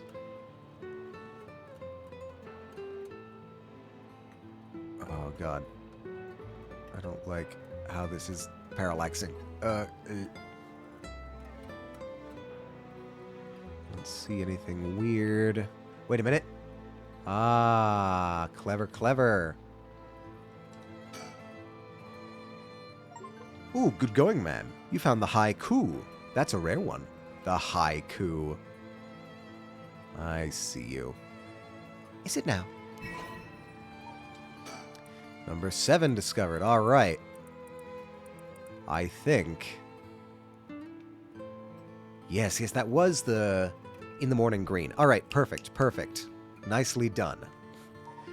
They do seem to be going in order, which means I probably missed 3. Before hearing the history. Well, that could be anything. Before hearing the history. How do I know when hearing the history is going to happen? This place is connected with the story of the Taiko of Tsugaru. Not only that, Katsushika Hokusai's home was also in this area. That might be why Ayame chose to live here. Oh, right. The Hokusai is the artist. Gotcha. All right. A lot of proper nouns in this game. It's always heartwarming to see children playing in the park. Richter seems to like kids. Perhaps because they're on the same wavelength. All right, I think that's a little bit insulting on for Richter. Think. Oh, I can think by clicking my own head. It seems picking up Ayame's trail is out of the question for now. Why did we even come here? Is that foreshadowing for me? You saying that we're done here already? We won't get much done standing around here. Why don't I go and check Ayame's apartment? You don't mean to speak with her, do you? No, I'd prefer to get an idea of what she's been up to. I'd like to see whether she's been home or not, just to potentially get a trace on her movements. Then be my guest. Okay, I shouldn't be long.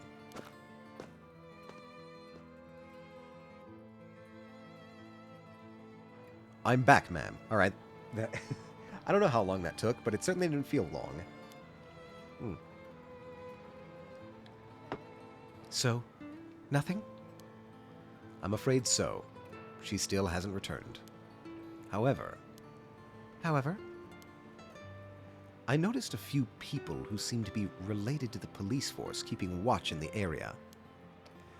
I don't know if they got eyes on her apartment, but they do appear to be watching the building it's in. Interesting. You've got a sharp eye to have noticed them despite being so covert. What can I say? It's part of the job. However, it meant I had to refrain from knocking on her door or looking through her windows. I wasn't able to check her electric meter or mailbox either, unfortunately. You were planning to go that far? Well, yeah, we're doing an investigation. We're trying to find someone. Getting around here. All right. I think that is it for this section. We should move on quickly. Yeah, all right. Let's go to South Warigesui Street. Just sort of systematically moving through these areas, seeing what they offer in terms of clues. Oh yeah, the soap company, for sure. The Hihaku Soap's headquarters are on the other side of South Warigesui Street.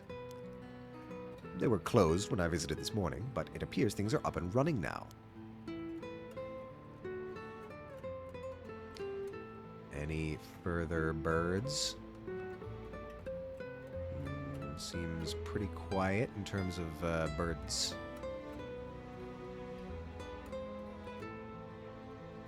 Surroundings. Back in the Edo period, the canal known as South Warigesui ran through this area, but it's been turned into a major road. Yeah, I think this has happened pretty frequently. I've heard about this happening like in London and a bunch of other cities where they just turn what used to be canals into, asphalt canals. It's a bit away from the Kinshicho Station, or Ryugoku Station, though it's still considered a nice area. The stories of the ever-burning lantern and the foot-washing mansion both took place around here. One of the bodies discovered this morning was found by this road as well.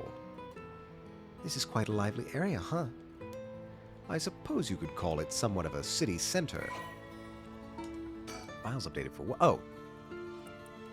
A partitioning ditch refers to a waterway dug down the middle of the road so as to divide it. At the dawn of the Edo period, I woke up before stream and I'm still late. Hello, Jazz. How are you doing today? How are things? I hope you're not too cold. No worries. We've got a number of developments. Most notably, it's daytime. Doing okay? That's good to hear. Glad to hear that you're doing okay. All right, let me get you up to speed. We are in the daytime. It is the case where the curse powers and their murderous intent are suppressed during the daytime, so nobody can use their curses when the sun is up. We haven't really made any progress on discovering who the supervillain is, or where he is. In fact, the detective storyline kind of immediately hit a brick wall, and we needed to come back and play something else. So now we're in Haru's storyline, the mother of the child that was murdered. We think that because of the small number of people, the mother. Hi, hello. We think that because of the small number of people who were murdered last night, that the curse bearers this time around are being very cautious, and that this might have been the plan all along. See, one of the theories that Richter came up with was that the mastermind behind this entire ritual, death game, whatever, might not be a curse bearer at all. They might have activated the ritual, sat on the sidelines, and might be doing kind of the same thing that we are, which is waiting for curse bearers to gather soul dregs and then, whacking them and taking their curse stones for themselves so they can use the soul dregs. And if you think back to the very first storyline, the very first Shogo Okie timeline, that's exactly what happened. Shogo, we said at the time, he was very eager to collect soul dregs, and he was immediately on board with the whole murder thing. And he got enough soul dregs basically immediately, but before he could use them, he was knocked in the back of the head and killed by an unknown party. So, at least on a metatextual level, we, the audience, I think, have basically had that version of events confirmed. Now, this doesn't mean that whoever the mastermind was didn't have a curse stone. They could still have been a curse bearer, but the idea of, the mastermind kind of setting this up to have someone else do their dirty work for them, very possible. Currently, we're chasing down leads on basically all fronts. We're at the stage where there's a lot of options in the air, and we're sort of just gathering information from a bunch of different locations, a bunch of different perspectives, and trying to see what we can dig up. I have also gotten a lot better at finding the bird stickers. So, that's about where we're at right now. I think I might have missed 3 bird stickers because I wasn't paying attention before. I seriously hope the bird stickers are not needed for the true ending. Right now we're reading about South Warigesui Street. At the dawn of the Edo period, the Honjo district was little more than a collection of suburban rice farms.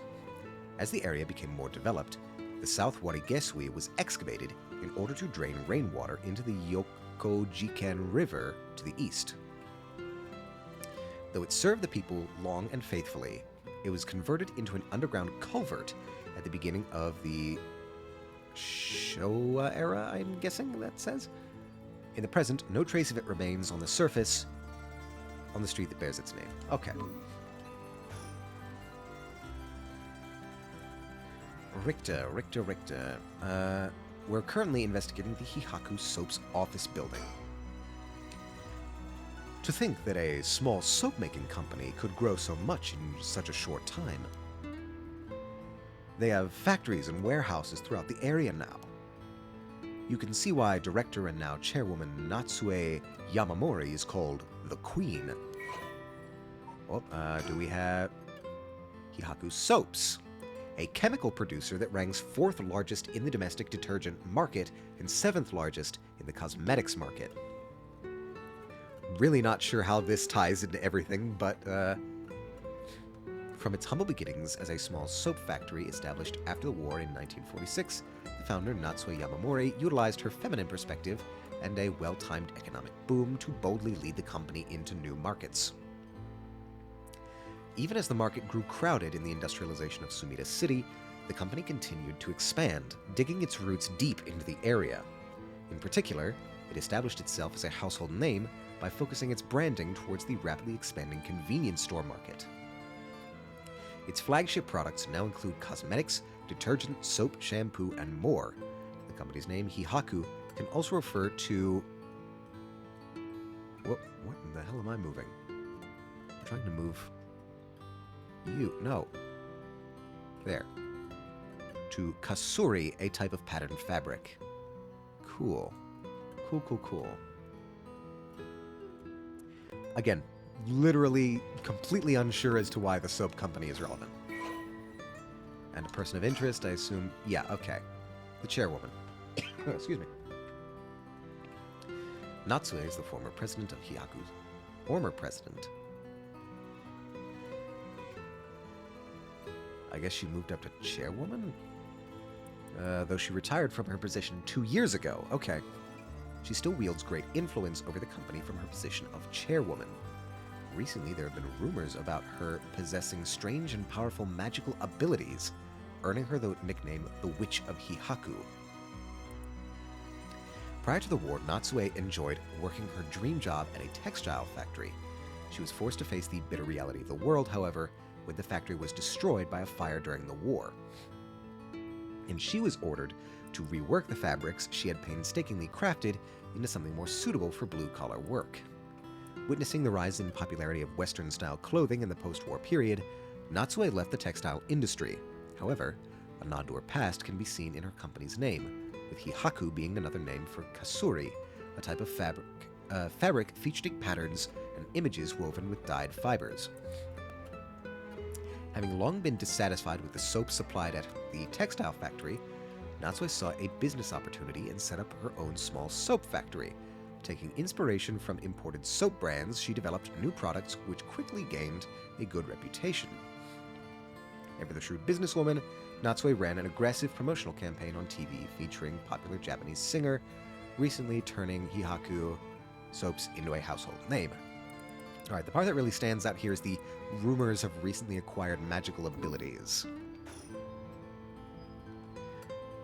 You mentioned that Takumi works as her secretary? That's correct. Do you think it's possible she's acting on her orders? That's exactly my thinking. A curse bearer with both money and power could certainly look at resurrection as their next prize. Negotiating with a person of that stature may prove difficult. Wait, there's more?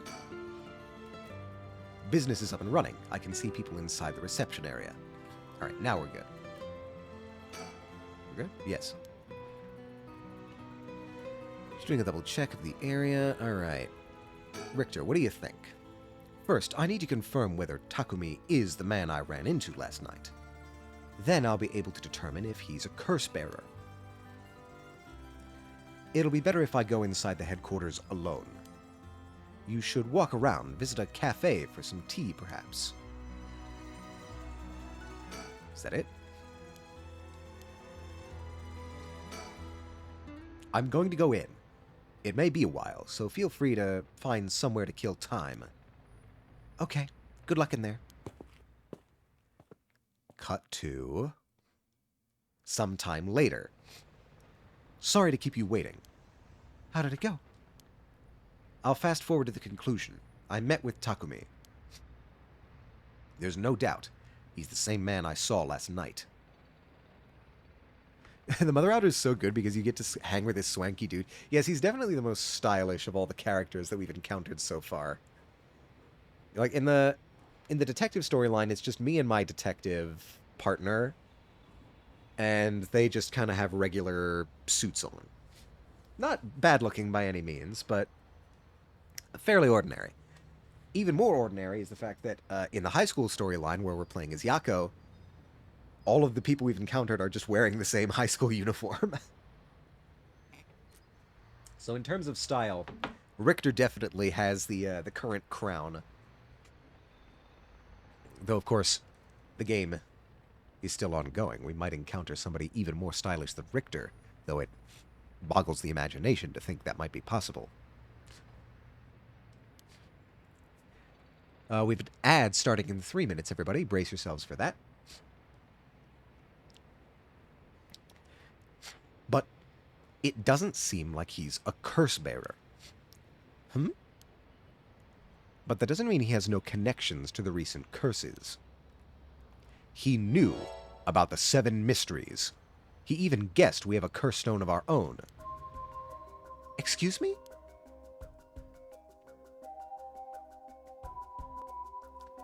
I tried to approach Takumi about a fallen item after I ran into him last night.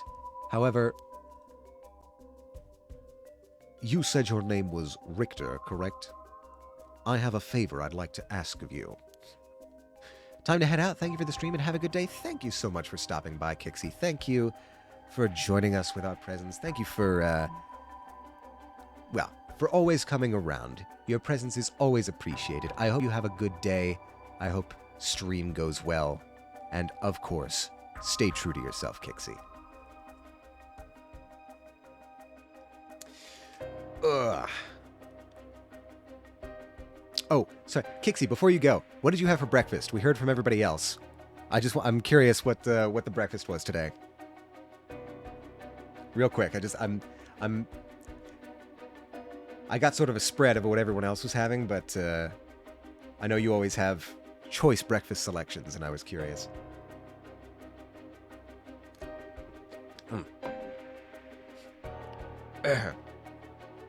God, this weather is messing me up.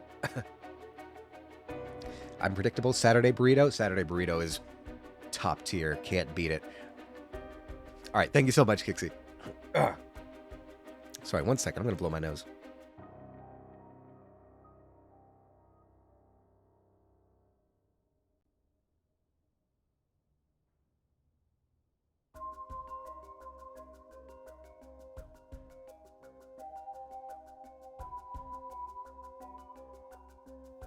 All right, we should be back.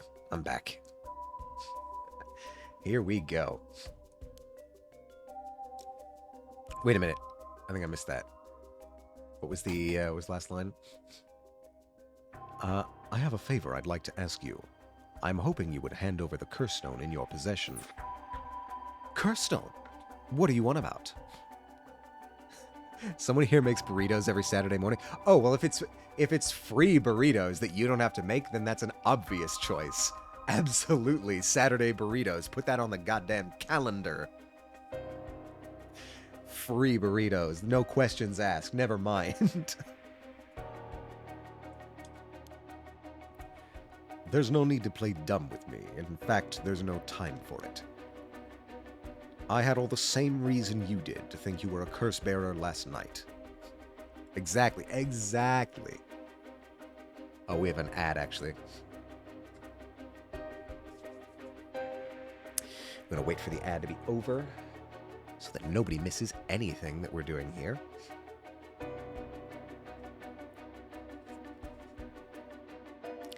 And we're nearing 5 seconds left in the ad. And that should be it. All right, ads are over. Everyone should be back now. Hello. So this guy immediately pegged us as a curse bearer. And your arrival here only confirms it. You're a curse bearer, no? You're right. We lack time. I'll confess, I am a curse bearer. I possess the curse stone of the haunting clappers. I'm glad to hear the truth. Finally, this conversation is worthwhile. It is a dangerous item you hold. Give it to me. My company will take the responsibility to dispose of it. I didn't know the soap business specialized in scrubbing curses clean. It is the prerogative of Miss Yamamori. Is that so? Assuming you've obtained the curse, you understand the power it involves, no? Miss Yamamori possesses supernatural powers akin to those of a god. All right, well that's bigging yourself up a little bit.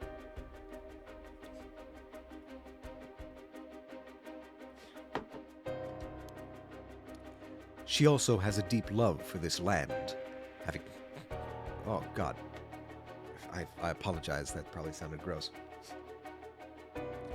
Having transformed it from the pile of dirt it once was to the home of our headquarters. She cannot stomach the fact that it's now the site of these curses run rampant. So you're telling me the Queen of Hihaku is a real-life witch? She wouldn't appreciate being called that, mind you. There's a sorcerer by the name of Suigen Gamyodo who's gallantly working behind the scenes, exorcising spirits and the like. Go on. That being so, there have already been instances of the dead coming back to life. Do you understand the urgency of this matter? These are curses we're speaking of, tools which are used by wicked beings to possess people. The rite of resurrection is nothing but a fabrication meant to seduce the curse bearers into unspeakable action. If you truly understand what I'm talking about, you must hand over that curse stone at once. You know, it's funny he mentions this, because I think we had a similar conversation in Yako's storyline, where the, God, I forget what her name is. I think it's Mio? The girl who is supernaturally inclined at the high school. She also kind of alluded that this might be a sort of... that the Rite of Resurrection might be a kind of bait to get people to kill. I'm not sure. I might be misremembering that, but I think there might have been a connection there as well. So he could be telling the truth on that part. He could be telling the truth about all of this, frankly. The fact that he looks super shady, like, I don't think he's said anything outright untruthful so far.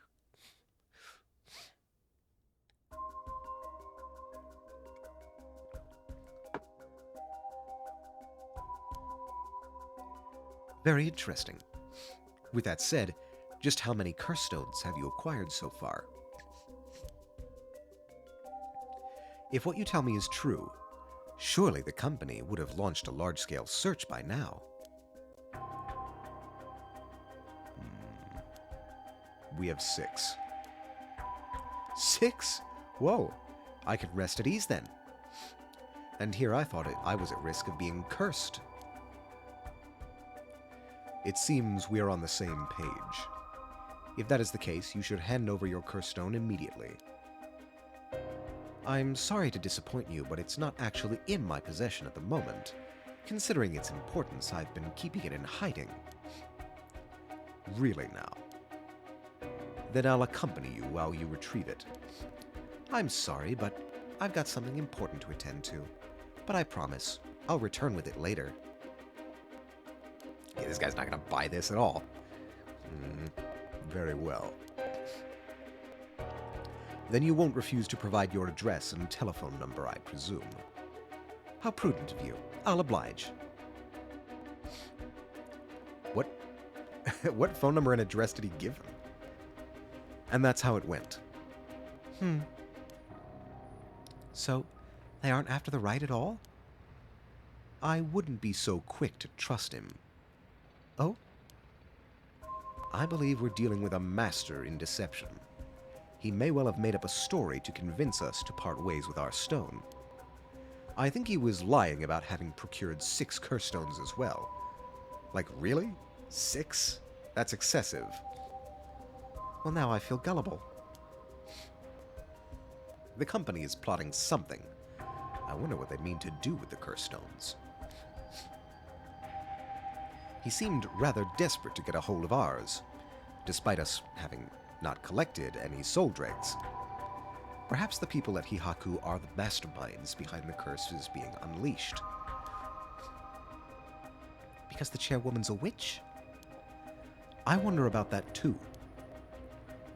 If she really were that powerful, would her secretary have divulged that information so casually?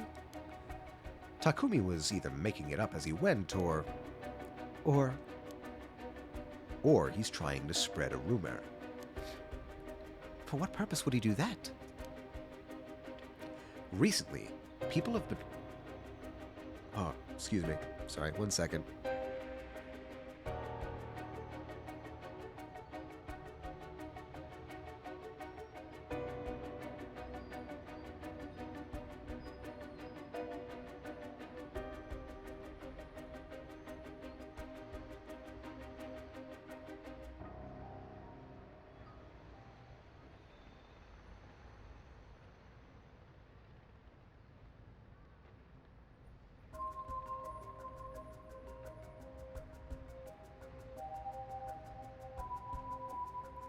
Alright, I'm back. Sorry about that. I'm having to blow my nose more frequently because I tend to use my nasal passages when doing voices. And my nasal passages are still a little bit clogged from my cold. So I'm having to clear those out every now and again. Forgive the slight interruption.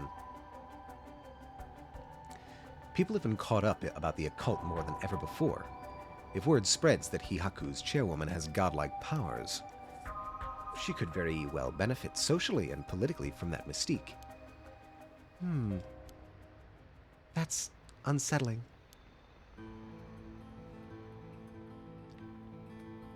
Is that all we have right now? By the way, there's one more thing of interest I learned while in the company's reception lobby. And what's that? People were discussing whether one of the bodies found this morning was that of a Hihaku employee. Really? So long as the officials haven't revealed the identity, it all amounts to no more than speculation, though. It was Shogo Okie. He worked at the soap company, didn't he? Yeah. Yeah, because he recognized that guy. Despite that, I've reason to believe Hihaku Soaps is deeply involved with the Seven Mysteries. At the very least, I can assure you I've gathered that much. The more we know, the better our negotiations will go. Oops. Alright, I think that's all we have for this area. Now we move over to the high school. And again, I have become fully convinced that this high school is the actual epicenter of everything going on here.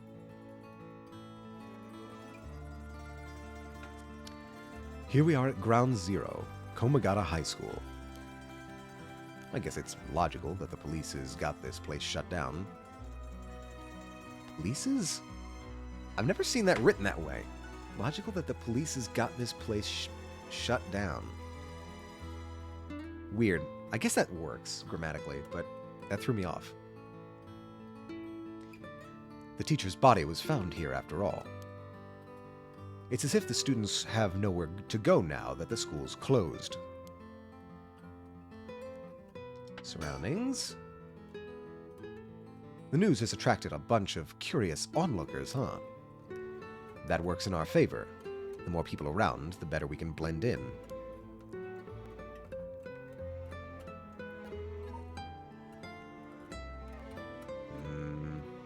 There's a part of me that almost believes that there would be another bird, but I'm fairly certain that I already got the bird in this area.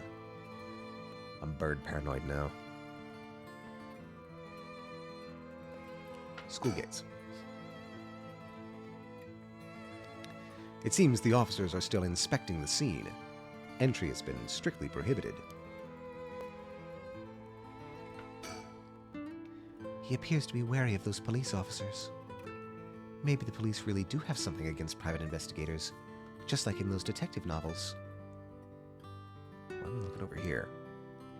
Can I look over here? I cannot. What do you think? This place is said to be connected with the story of the Fool's Procession. I wouldn't be surprised if a curse bearer decided to turn up. However, I need to find out if that teacher was a curse bearer or not. I don't expect the police to be baffled since they don't know about the curses. I can ask around and see what the students have to say. Yeah, why not? Student rumors, most reliable thing you can possibly query. Alright, I'll go ask the students about Michio. They've been employing this technique of, like, Richter goes away and Haru just sits there for quite a while. They've done this more than once.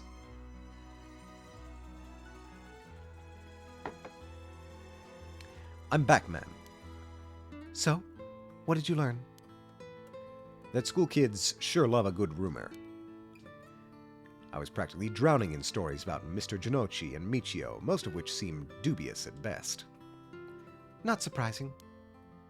Most of what I heard was hardly worth a second thought, but there was one story that caught my attention. Oh? Some believe that Michio is the one who killed Mr. Jinochi. Really? The story's got two pieces of evidence to back it up. One of them wasn't news to me. Apparently, he's been mumbling that Michio was going to kill him for some days now. A fellow teacher overheard his mumbling and told the students.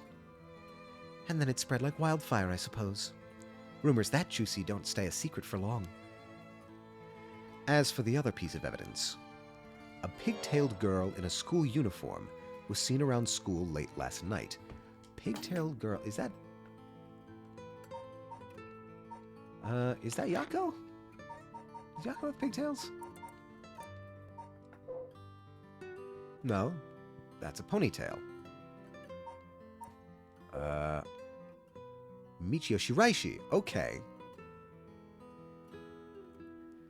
But she was found deceased 1 week ago. How could she have been here last night? Go on. Although numerous people claim to have seen the girl, not one of them saw her face. Some are proposing it was Michio brought back to life, or that it was her vengeful spirit.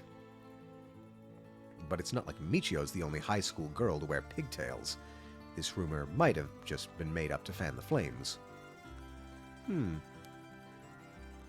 But if it were true, I want to get a hold of her in order to hear her side of the kidnapping. If she's alive, that'd be ideal. There's still one more thing I should mention.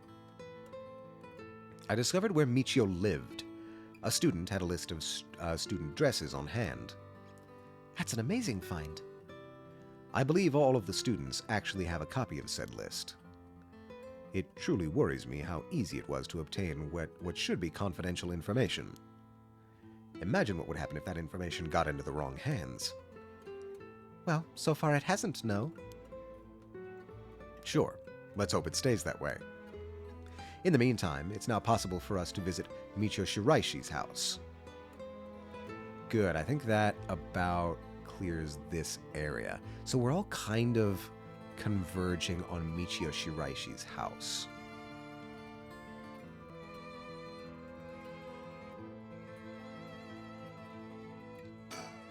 Is that it? I can imagine the students are uneasy after learning of the murder. It may do them well to stay home for some time, if not for fear of their safety. The police are probably too wrapped up in solving the case to be concerned about the students' mental health. I can see that. Is that all? It's important that society provides a safe environment for the benefit of our youth. Some school policies could use some rewriting, especially those handling the students' personal information. That's right. I don't want a student being kidnapped on their way back home ever again. I expect criminals to grow more cunning as time passes. There may be times where the authorities can't keep up. That's where outlaws such as myself come in. What's this about? Actually, just forget I said anything. Alright, something about a mysterious past. I think we can move to Michio Shiraishi's house, which is over here. Yes. Let's ride. Yeah, so this is the second storyline which has now taken itself to Michio Shiraishi's house. How'd it go? I went to visit Michio Shiraishi's family home, however. No one seemed to be there. I got no answer at the door, and all the lights were out. It seems to have been empty for a while now. There was a stack of newspapers out front.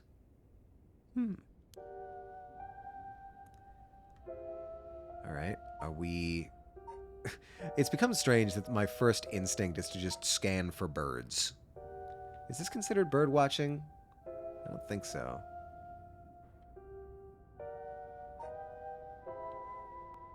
Check your surroundings. Whoops, that's talking. Social connections run deep in working class areas like this place, so I decided to talk to the locals. I met a few nice old ladies who were kind enough to give me the scoop. Excuse me. Turns out the Shiraishi's reputation really went down the dumps this past year. Is that so? I'll give you the quick summary. They moved here about 3 years ago. Their previous residence was in a better part of town. Michio's father died in a car accident, leaving behind just the two of them. Michio's mom, Toshiko, now a single mother, relocated here. At first, they got along with their neighbors, many of which were in similar situations, helping and being helped in turn. So far, so good. What happened? Well, as I said, the reputation began to go downhill about a year ago. A man recognized as Toshiko's common-law husband had moved into the household. His name was apparently Kankichiro Iwai. Neighborhood gossip is something else. Somehow everyone knew his name. So, what of this Iwai character? He was apparently a vulgar fellow with a criminal record. He was prone to violent outbursts. The neighbors often heard screams and shouting coming from the home. The neighbors took particular notice of Toshiko's screams, pleading with him to not hit Michio. That's terrible. As if that wasn't unsettling enough, every night the neighbors also began to hear an eerie chanting.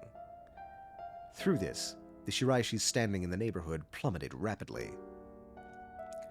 Toshiko was often seen covered in bruises and wounds. She stopped responding to her neighbors. She would just turn the other way when greeted. They kept their storm shutters closed even during the day and effectively shut themselves away from the entire community. That sounds horrible. Why didn't the police step in to do something? Unfortunately, under current laws, the police aren't allowed to get involved with domestic disputes. That's awful. And then Michio reportedly killed herself. Things only got worse with Iwai, and Toshiko was admitted to the hospital for physical and mental abuse. Ever since, Iwai hasn't returned to the home. Many locals expressed sympathy for Michio's circumstances, but just as many were fed up with the Shiraishis entirely, and seemed relieved that things finally quieted down again. It seems that they were still considered outsiders even after 3 years of living here. I don't understand it. Why would Toshiko have gotten involved with such a brutish good-for-nothing in the first place? I've heard many stories where one partner's personality does a complete turn after entering a relationship. After her first husband's death, Toshiko's financial situation had also taken a turn for the worse. She was determined to send her daughter to a good high school. It's possible she fell victim to sweet promises. Life can be tough, I suppose, said the rich woman. Yeah, sure. I shouldn't cast too many aspersions. She has lost her son. You don't seem moved by the story, man. That's fine. People have all kinds of stories. Wait, what is this? Information on... God damn it, I keep missing it. I keep missing the achievements. Open the updates page. Oh, yeah, that... Unemployed. Unemployed? The common-law husband of Michio Shiraishi's mother, Toshiko Shiraishi. Kankichiro started coming and going from the Shiraishi household a little over a year ago. It seems he has served some time in prison, but the details are unknown. Prison, eh?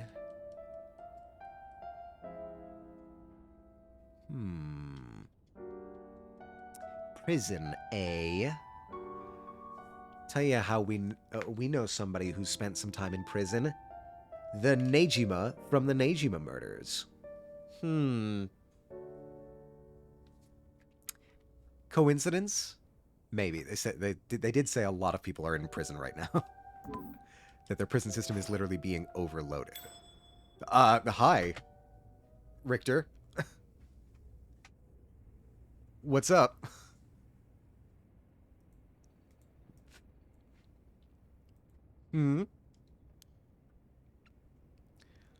Oh, so you came here too? Huh? What is it? Is it the cops? Yeah. Main character intersections. I love it. I love to see it.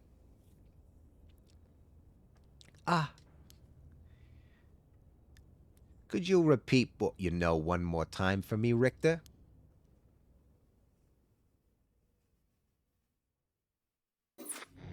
Ah ha ha. Okay, so that's cut off now. Now we have this. Oh, I think we can just go back to this. Resume. Will this put us back into the conversation?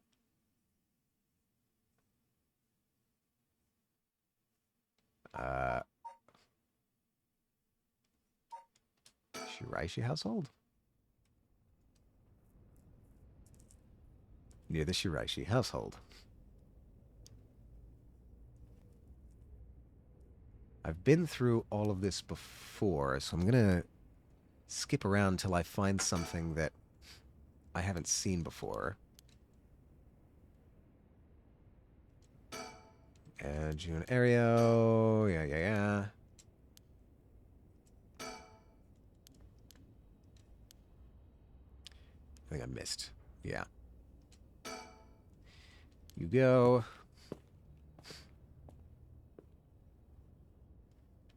I get to look around briefly, and then he's back. Because he doesn't take very long, unlike Richter.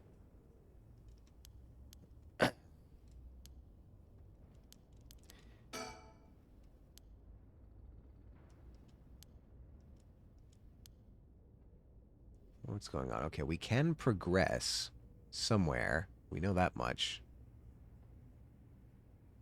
I guess let's move to the high school? Maybe? Oh, nope, we're back to the cop music. Back to the, somewhat discordant disco music. Oh my god, a high. Fool's Procession.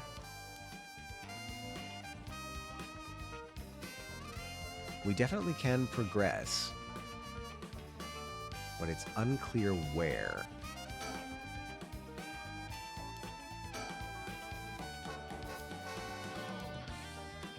Gates. School building. Gymnasium. This is a voting center.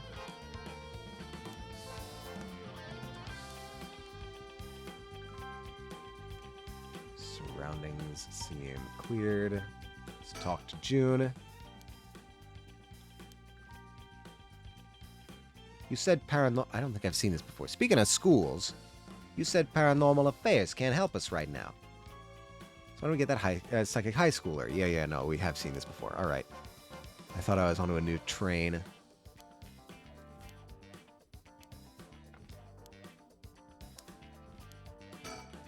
No.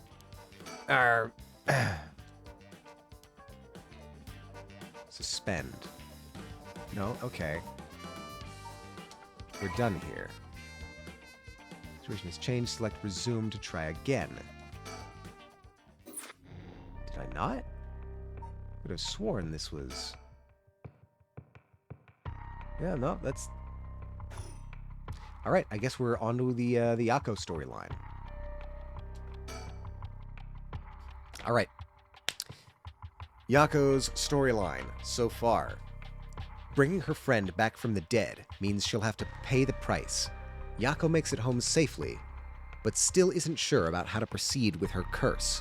She worries about Mio as the night passes, because Yako obtained a curse power because she wants to bring back Michio. Shiraishi. Mio was the supernaturally inclined girl who was in her class, who attended the same seance last night. May or may not have activated these their rite of resurrection ritual. Seemed weirdly, conveniently timed. I don't know. Might have nothing to do with it still. When the curses started manifesting and somebody tried to kill Yako with a curse, Yako and Mio ran out of the school.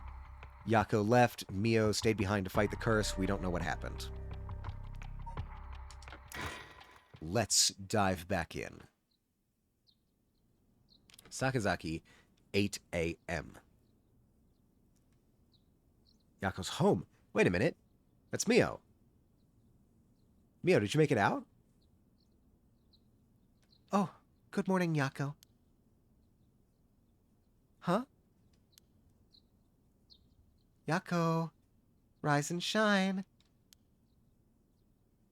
Yeah. Huh? You're up. Huh? It's morning? I... Are you okay? Can you remember your name? Duh, I'm Yako Sakazaki. Yes, I'm Yako Sakazaki. What the... What was that sound? Okay, they've given us these quiz questions. And there's been this chime after we get the quiz questions right. I, as a gamer, am suspicious. I worry that this might have something to do with game mechanics, and now I'm paranoid. Good. It seems like you're finally awake. Oh, Mio. Thanks for last night. Was everything okay? Yep, still alive. I couldn't dispel the curse echo or learn the identity of who used it, but I managed to at least get away. But in that situation, it's the best you can hope for. I'm sorry I got you involved in something so dangerous. I meant to look for you as soon as the sun rose, but I was just so sleepy. I can't even remember when I fell asleep. It's okay. It's only natural to be exhausted after what you went through. Besides, I also feel bad that you've been wrapped up in all this. It's supposed to be my job to prevent that from happening. Oh yeah, you said something about that last night. Just who are you exactly, Mio? Oh, well, the truth is I've been trained in things having to do with the supernatural. Huh? You mean you can learn that kind of stuff like you would with flower arranging? I had quite the eventful childhood. Huh. That sounds like it must have been tough. Yes, it would take a long time to explain, so let's leave it at that for now. As fate would have it, I've ended up as the apprentice, or maybe more like assistant, to a notable paranormal expert. Schools have always had more paranormal disturbances, because young people tend to be more susceptible to those things.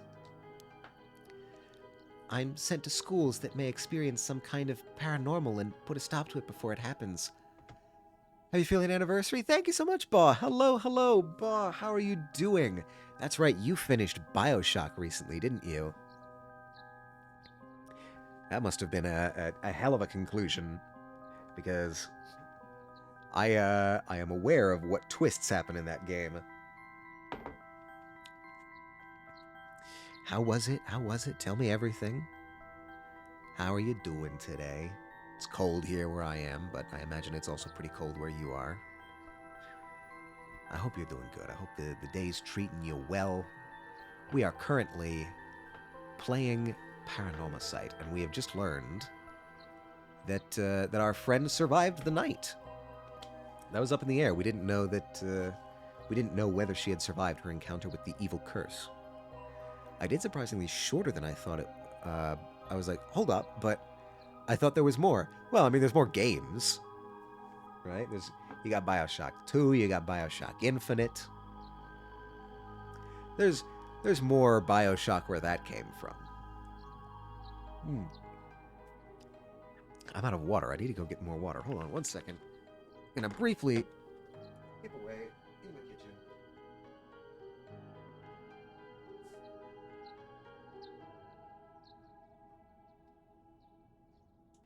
And I'm back.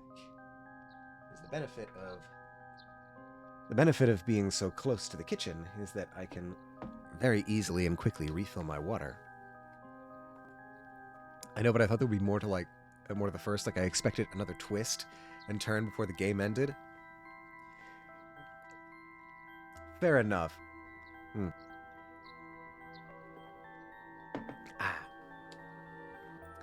Yeah, that twist at the towards the end of BioShock has become very famous. And my God, what an environment, what an atmosphere. Kind of iconic, I must say.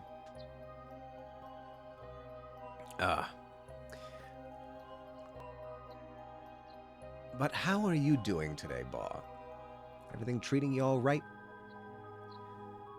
We had a breakfast comparison. I doubt you're at breakfast time right now because you're ahead of me. You're like 4 or 5 hours ahead of me, I think. So yeah, it's probably not breakfast time for you. Stop it before it happens. Wow, that's amazing. So it's like a part-time job you do while also being a student? Well, I do help maintain public order, but it's all part of my training, so I don't get any money. Fucking unpaid internships, even in the supernatural. Breakfast can be any time if you want. This is also true. Breakfast foods, they're always available. Matter of fact, I might get breakfast later. I might get breakfast instead of dinner. I have that power. I have free will. You can't stop me, chat. You can't stop me from having breakfast for dinner. It's like 9:30 p.m., but I didn't get out of bed until recent-ish, so it's kind of breakfast time for me. You know what? Maybe today is just a breakfast day. Maybe that's the play. I can have breakfast sandwiches. Do it. Do it. Do it, Anakin. Have breakfast. I wonder if I just do like a DoorDash search breakfast. I am in the mood for a breakfast sandwich. What kind of breakfast sandwiches do I... Waffle House. Waffle House have breakfast sandwiches? Alright. I'll look through this later. But there are definitely breakfast sandwiches. I'm gonna make breakfast for dinner. Yeah, let's do it. Let's have a breakfast for dinner day, chat. Let's do it. I was planning on having just another chicken dinner. Despite not being winter. Unless you mean winter. The point is, today is breakfast day, as Baw has so pointed out. But yeah, day's been weird. Been having odd dreams each time I sleep, so I wake up feeling lately. I appreciate you asking. Oh, of course. And yeah, it's rough when your dreams are not cooperating with you. I would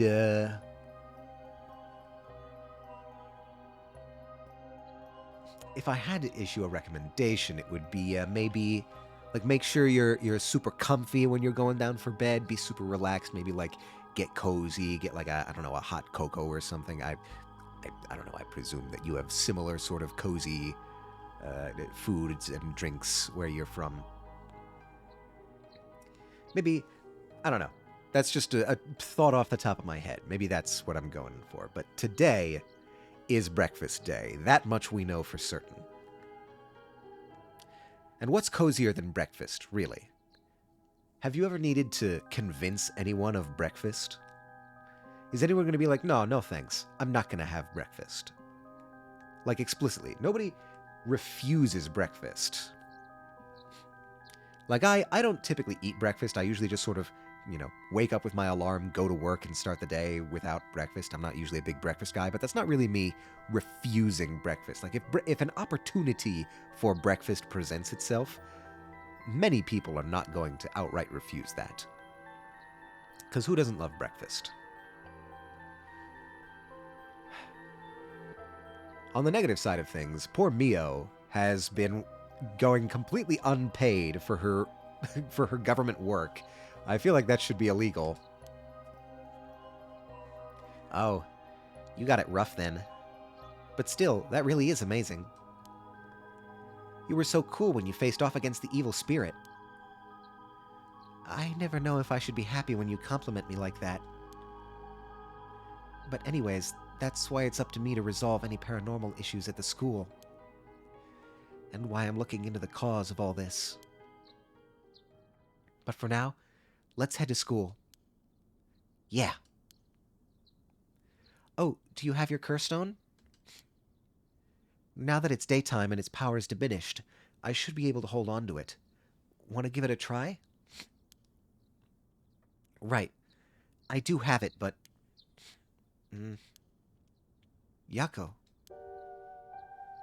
Is it really so wrong? Trying to bring Michio back, I mean? I can't approve of it. The rite may seem like a dream come true, but if it involves taking the lives of other people, then... Yeah, true. I want to make sure this whole ritual ends without anyone getting hurt. I'm sorry to tell you, Mio, 3 people have already died. It's probably not the news you wanted, but there are 3 confirmed victims. Yeah, way, way too late, Mio. I'm sorry. That's what I believe, and what I'll put before anything else. Ooh. I'm sorry, but is it okay if I hold on to it? Yako.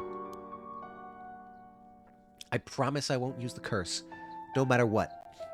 But maybe there's some other way. I just have this feeling that I shouldn't give up on the possibility just yet.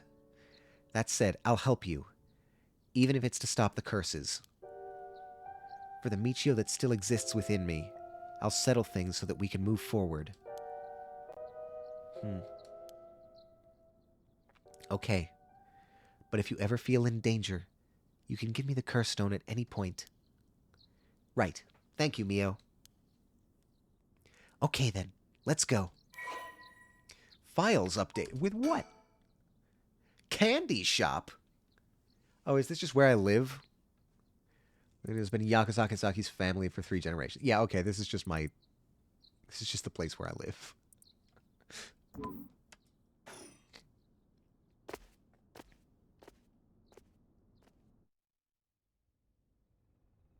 Yakusakazaki, 8 a.m. Komagata High School front gates. Oh yeah, do you guys not know that this place has been shut down? Oh no, you don't, because Mio didn't know that anyone died. Huh? I thought it unusually noisy. There's a big group of people and police in front of the school. Did something happen? If the police are here, then something must have. I'll go ask. Thanks.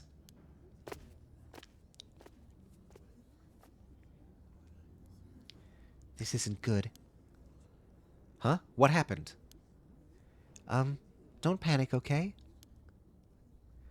The first teacher who came to work this morning found something. Okay. Mr. Jonochi was found dead in the middle of the school grounds. What? They're closing the school for today. But that's not all. Actually, hold on.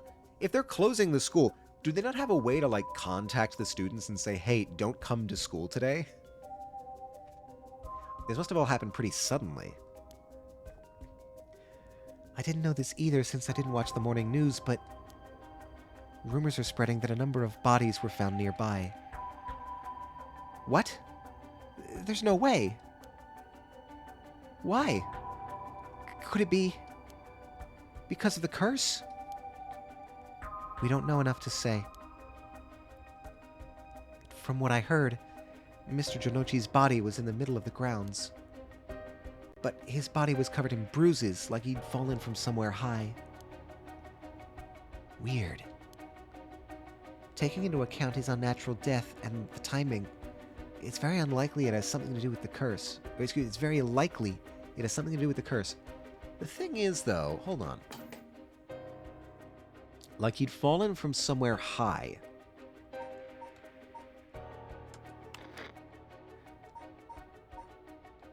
The Fool's Procession is, I think, the one.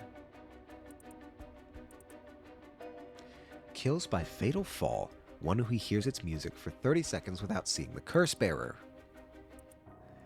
But this is mine, right? This is my curse stone.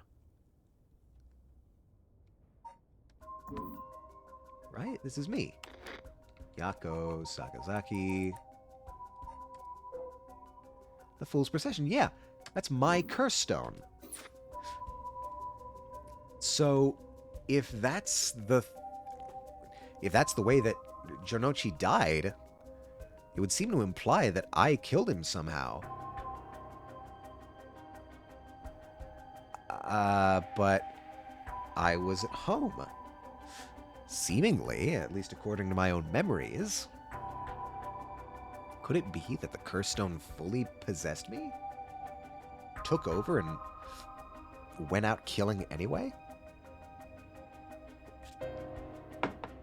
If they're capable of doing that, why wouldn't any of the other curse bearers have felt the same thing? Huh. Weird. Weird, more questions. You're saying someone used their curse on him last night?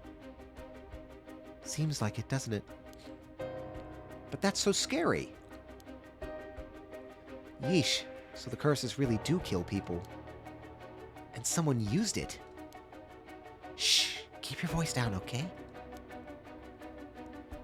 What would happen if another curse bearer heard you? Eep, sorry. Person of interest updated. Jonochi, high school teacher. What was added here?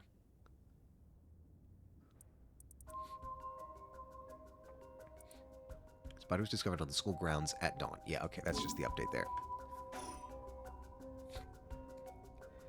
I wish we had a little more information, but they've locked up the front gate. Maybe we could sneak in through the back entrance? That person over there. Isn't that Hitomi Okuda?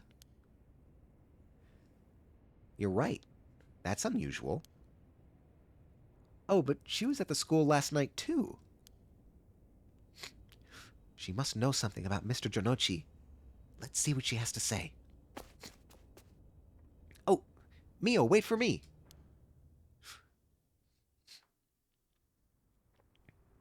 Look at this troublemaker. Huh. So you're telling me the two of you were the ones at the school last night? No sense hiding it then. Plus, I owe you one, Mio. I'll tell you everything I know. Thank you. She owes you? Oh, yeah, right after I transferred here, there was a bit of trouble. She gave me one of those, what was it? Oh, exorcisms. Huh. So that's what it was. Alright, Jonochi's death. Let's start there. That's probably the most relevant. Did you hear about Mr. Jonochi? Heard about it. I've known about it since last night. I saw the asshole biting on the school grounds myself. Oh, so you are just a full eyewitness to his murder. What? You saw it happen? Tell us about it. What happened exactly? Don't really know myself. It was pitch black. What I can tell you... It was almost dawn. Probably around 3. He started freaking out all of a sudden. Ran out to the grounds like something was chasing him. Then screamed. Ah! Somebody help me. Forgive me, Michio. Or something like that while he was running around. Michio? You mentioned Michio? Was there anyone else on the grounds? It was too dark to see from where I was. But for just a second, I think I saw a girl in a school uniform with her hair in braids. Oh? I didn't go out to make sure, so it could have been nothing for all I know. Then I heard him begging for his life, like I was wrong and I'll do anything. Then all of a sudden his arms and legs snapped, even though he was just standing there.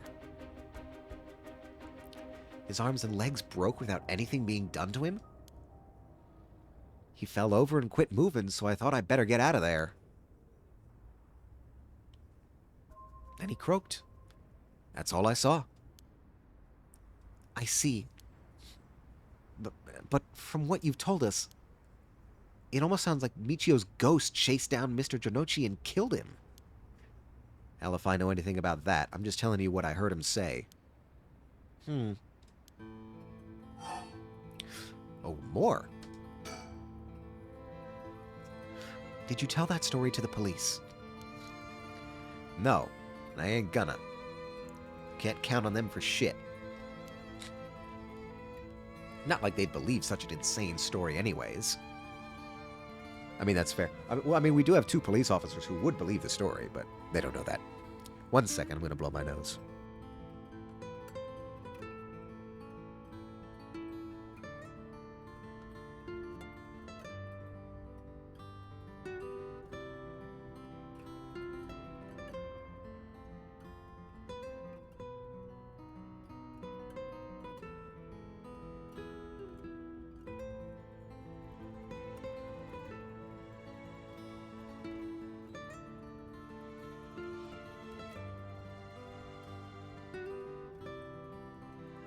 Alright, we're back. Thank you for your patience. Right. But there must be at least one person in the police worth trusting, right? Yeah, I guess. There was this one cop who always got on my case about stuff. But he died just the other day.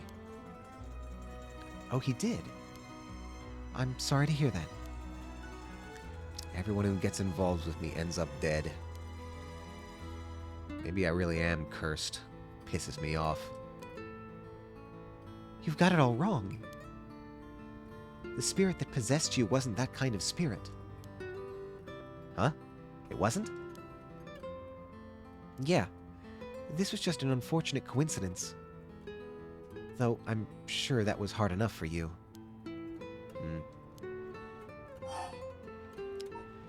More about Janochi's death. That's all I know about that asshole's death. Hey, Mio. I've been thinking something. The way she described it reminded me of something. The way Mr. Janochi died, it sounds a lot like how Michio died. Huh. Of course, I didn't see it myself, but the state Michio's body was in, it was like she had fallen from high up. Could they have been killed by the same curse?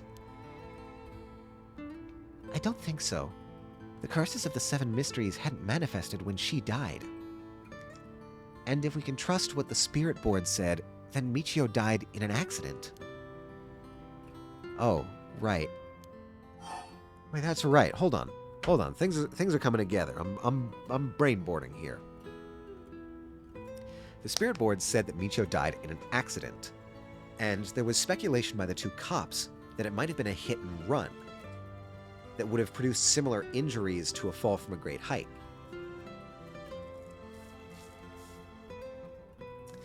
But that's weird. Okay, so that... Maybe Michio was murdered. Maybe that's... Or maybe it was an accident. Well, I mean, the spirit board said it was an accident. It was a hit-and-run driver. That's possible. But then how is she connected to this curse at all? Because if the teacher died via some curse power, like ours, for example, because that's what it sounds like. It sounds like our curse power. Then how is Michio's ghost or spirit involved in that? Maybe her death was, I don't know, traumatic or grudge-containing enough to become like a new bad memory for the curse power? I don't know.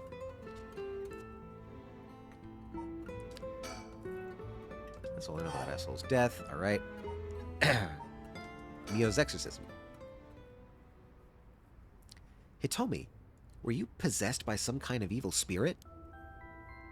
I don't understand it all too well myself. What I can say for sure is, thanks to Mio, the weird symptoms that were happening to me all went away. Yep, some people are born with a natural sensitivity to the paranormal. They tend to end up isolated as they struggle to relate to the people around them. They also tend to draw spirits to them naturally.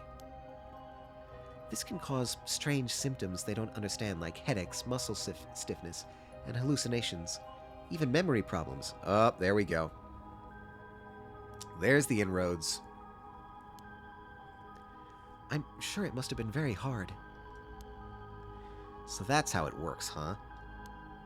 I'm still holding out the possibility that Yako may have, like, sleepwalked into using her curse power on the teacher. Do people also have their personality taken over when possessed too? It is possible with spirits who have a very close relationship to their target, like siblings or a parent and child. But you almost never hear about people being taken over completely. Or like 2 childhood friends. I'm starting to think this is possible. It's when the 2 parties aren't in sync that these negative effects can start to appear. So, the seances or whatever you see on TV are all bogus? Not quite. There are mediums and diviners who can align their minds with the spirits they call. Though there are people on TV who are just putting on a performance. Huh. There are people who in life had extremely powerful spirit sense, or a deep connection with the person. But even they shouldn't be able to completely take over the person they possess. And even if they could, it'd only be enough to pressure them to choose certain behaviors that wouldn't be unusual for them to do on their own to begin with.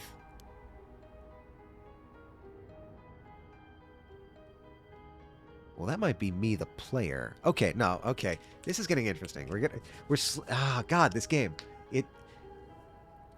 Most of today has just been sort of like chasing down leads and trying to gather a bunch of clues, but now they're starting to pepper in some stuff that's alluding to some of the metatextual stuff that we've been doing in the game so far, which is really interesting. But if that's the case, wouldn't you not know if you were choosing that behavior on your own will or not? Hence why there are a lot of cases where people don't even realize they're possessed. Though the spirit may influence the behavior and memories of the host. The deeper their connection in life, the easier it is for that to occur. I see. Getting possessed by a spirit is pretty complicated, huh? It must have been tough for you being possessed for so long, Hitomi. Whatever might happen to me doesn't make any difference. Me being able to see spirits and stuff has nothing to do with how things ended up like this. Yeah, it's not like being able to see them is your fault either. Same goes for me. Maybe it's just something we have to live with. I think you have a knack for it yourself, Yako. I bet you could see them too with a little training. I think I may pass. More about Jinochi's death. Oh, no, wait, sorry. The exorcism. So, that's why you do the job you do, huh, Mio? I thought she was just a weirdo when she showed up all of a sudden saying she was going to exorcise me. If you hadn't said anything, I probably would have knocked your lights out. We have an ad in 3 minutes, everybody. Brace yourselves for that. You tried to perform an exorcism on her without telling her anything? You see, in my experience, most people don't understand no matter how much I explain. They only accept my explanation after they see the results. Huh. I guess that makes sense. Alright, the exorcism is cleared. The classroom last night. Hitomi, last night, before you witnessed Mr. Jinochi collapse, can I ask what he and you were doing in the classroom?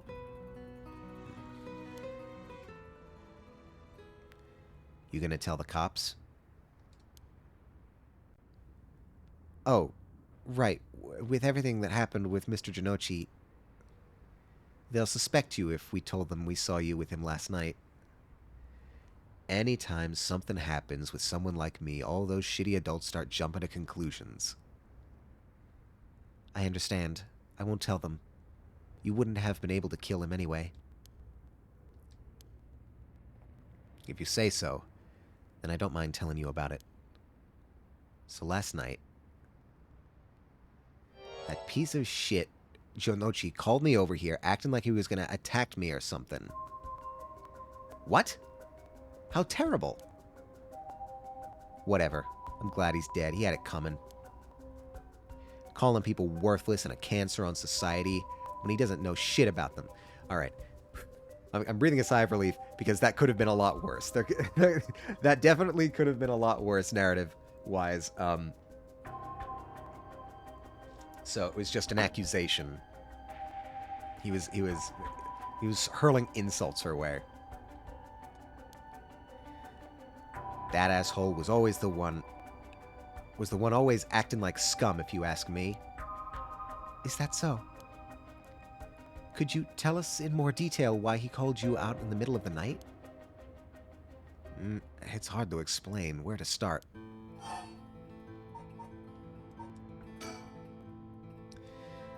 Where to start? Oh, okay. Jinochi's misdeeds. What do you mean by Mr. Jinochi acting like scum? Was he doing something bad? You know Michio Shiraishi, right? The girl who killed herself? Huh? Michio? I don't know everything. That creep of a teacher had some dirt on her. And he was using it to blackmail her, call her up after school and make her do whatever he wanted. Okay, no, yeah, it is much worse, actually. What? What do you mean when you say, whatever he wanted? I'll leave it to your imagination. Nothing that a couple model students like you would ever get involved in. No way. That's... how? What do you mean by dirt? I don't know anything about this. How could I not have known about this? Yako, I know how you feel, but try to calm down. You got guts acting like you were her friend. Jinochi really did a number on both Michio's body and soul. She probably felt like she couldn't tell anyone, like she had to suffer alone. No. How terrible.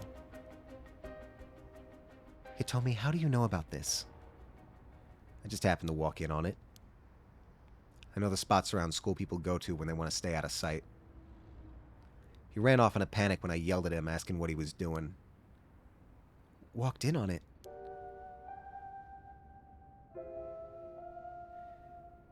I just couldn't leave her alone, looking like she was about to cry, so I stuck around for a bit. She told me everything that happened in whispers. She probably figured I wasn't the type to spread that stuff around. But she never asked for my help. She told me that she was fine and to keep it a secret. You deserve this party hat. You are fantastic and chill and deserve at minimum the finest, crispiest, chill hydration moments ever. Thank you so much, Matcha. Thank you, thank you. And yes, I will hydrate and stretch. Thank you so much for the care package. Thank you so much. Yeah, this is going to be a somewhat heavy section of the game. How are you doing today, Matcha? Let me stretch. Everybody stretch. Work those muscles. And thank you so much for that compliment, Matcha. Yeah, I had no idea that it was my affiliate anniversary until I opened up OBS to stream today and saw the Twitch chat message. I really, really wish that Twitch had a better way of notifying people of these things. But, what are you gonna do? Michio, why? She probably thought she just had to grit her teeth till it was through. She was naive. I tried to tell her that if you give guys like that an inch, they'll take a mile. She kept saying how it was her punishment. She was soft.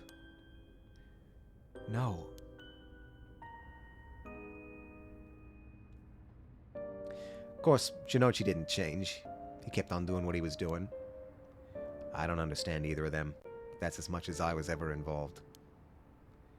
And then she killed herself. Nothing I can do about it now. But she didn't. That's the thing. Hitomi, If you knew about it, then why didn't you... You trying to say it's my fault? She told me not to say anything. She told me she was fine. So what the hell more responsibility do I have other than what I already did?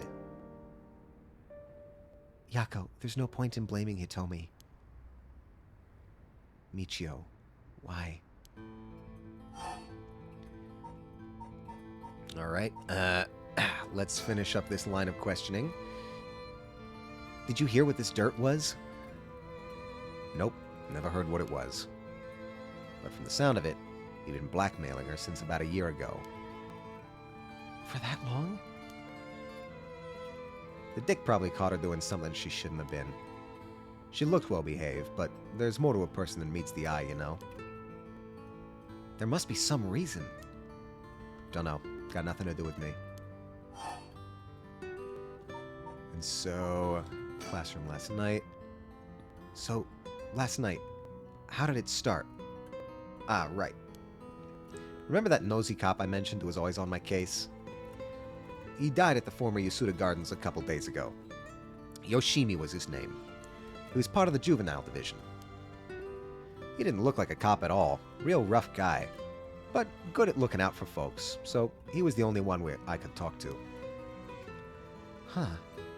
So there was someone like that with the police. Too bad he ended up dying. Oh, another thing. One time he suddenly introduced his fiancée to me. It was hilarious seeing a big guy like that act all like a shy little kid all of a sudden. She told me that she was like me when she was my age and that she was on my side.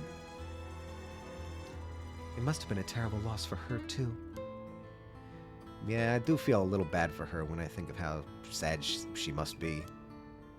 And I saw him at the gardens the night he died. Oh, no.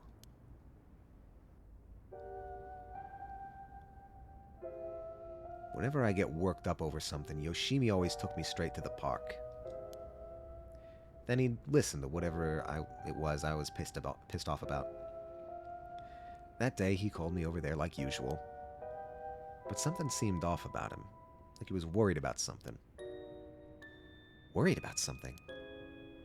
Yeah, he asked me for a favor, too. That was pretty unusual. A favor? What kind of favor? He handed me a weird talisman and asked me to hold on to it for him. A talisman? Yeah, just a normal good luck charm. I figured if that's it, then sure, I'll take it. I have it with me now. But that wasn't all. Then he told me he wanted me to look for a talisman Michio Shiraishi had that looked like this one. Huh? Michio? What does she have to do with all this? Yoshimi had been meeting up and talking with her. While they were together, he noticed that she had a special talisman or something. But apparently, Michio always avoided the subject. A talisman that Michio had. He knew that I knew her, so that's why he asked me, he said. Could there have been something that Michio couldn't tell even the police about? I know things at home were a little complicated. From what I heard, Michio was keeping her mouth shut about what Janochi was doing to her. Hard to talk with the cops when someone's got dirt on you. And I didn't squeal on anything about Michio either. Michio. Was it that hard? What was it? What is it that had such a strong grip on you? So basically, Yoshimi didn't just have his eye on Michio, but her talisman too. But after she died, he didn't know where it ended up. So since I knew her from school, he wanted me to look into it for him. Is there something special about the two talismans? I wonder why he gave it to you. Hell if I know. When I looked inside, there's just a weird, kind of grimy scrap of wood. So you've seen inside it? But from the way he was acting, it seemed important to him somehow. But to be honest, what he was asking is such a pain in the ass, I figure he had to be serious about it. Oh, and since he died right after that... Yeah. He even said to me, if anything happens to me, take those 2 talismans. Give them to a guy named Nakagoshi at the police department. Knowing what I know now, he probably felt that something was going to happen to him. Nakagoshi? Do you know him, Mio? No, I've just heard the name, I think. So there really is a Nakagoshi. That's a relief, at least. Anyway, it didn't feel right just ignoring a dead guy's last request. Hitomi. Yeah? That talisman, would you mind if I had a look at it? Sorry, but I don't trust you all that much yet. It's important to me. Oh, okay. So, continuing with the classroom. So last night you were looking for... last night you were looking for the talisman Michio had. Yeah. And I figured that piece of garbage teacher would know the most about Michio. I asked him yesterday afternoon if he knew anything about her talisman. He gave me some cryptic response like, I can't talk about it now, come to school tonight. He even gave me the code to the lock on the back entrance. He seemed pretty willing to give it out, so I wouldn't be surprised if he's used it for secret meetings before. Yuck. I can only imagine. We climbed over the front gate to get in. So, yeah, we met up in the classroom in the middle of the night, but nothing he said made any sense. Like that I was really Michio and stuff like that. He went on and on about how it was my fault and that if only I hadn't been around or something. Grabbed a hold of me, breathing heavily. Eep. Were you okay? Yeah, that's right when you 2 showed up. I was able to get away while Janochi was freaking out. Oh my gosh. Good thing you got away. So it's really all thanks to you 2 that I got away. But I didn't get any info about the talisman, so the whole thing was sort of a bust. Afterward, I was wondering what you 2 were up to, so I hid nearby. Then I saw you and old man Ashiyama talking, and then Mio showed up. Oh, you did? That's also why I saw Janochi come back outside and bite it. I see. So, you were only here to look for Michio's talisman? That does appear to be... Okay, this is... God, there's so many layers being added on top of this.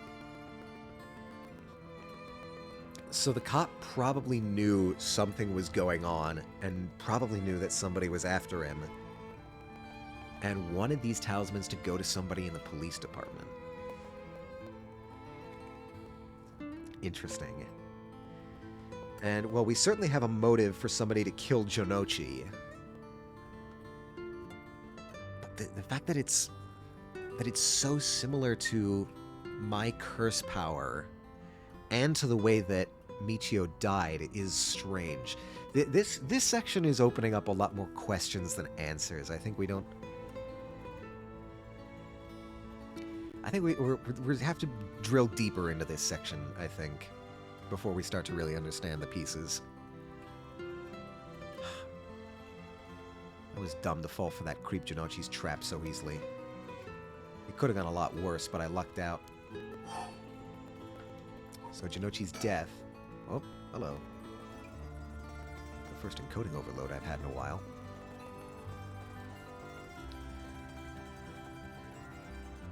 What you described does sound like Michio killed Mr. Janochi. She did have a reason to hate him after all. No way. You mean that really was her ghost? Like, for real? Those who die bearing strong resentment or regret can occasionally become spirits, either bound to a place or roaming freely. However, it'd usually be impossible for them to kill the living. Most don't have that kind of power. But it's possible they could possess someone close to them to act on these lingering regrets. Huh. Wonder if that's what happened. Alright, then supposing what the spirit board said is true, and Michio's death was an accident, then she must have had some regrets. If she really hadn't given up on living, that is. I don't think she was the kind of girl who would just give up no matter what the situation. I don't really know, but she did seem like she had something tormenting her so... She didn't seem like she had something tormenting her so much that she'd kill herself. Alright. And that's all I know. Happy? I still gotta look for the talisman. Sure. Thank you, Hitomi. Oh, if you two find out anything about Michio's talisman, we'll be sure to let you know. Thanks. Oh, can we get your contact info? Where can we normally find you? Right, I'm not at home most of the time. Usually I'm at a friend's place. Here's the phone number. Thanks. We'll call her if we need to talk with you. And, what is it? You're easier to talk to than I imagined. I was kind of scared at first, but not anymore. Shut up. You were the one avoiding me. Anyway, catch you later. And don't die out there, okay? Thanks. We'll be careful.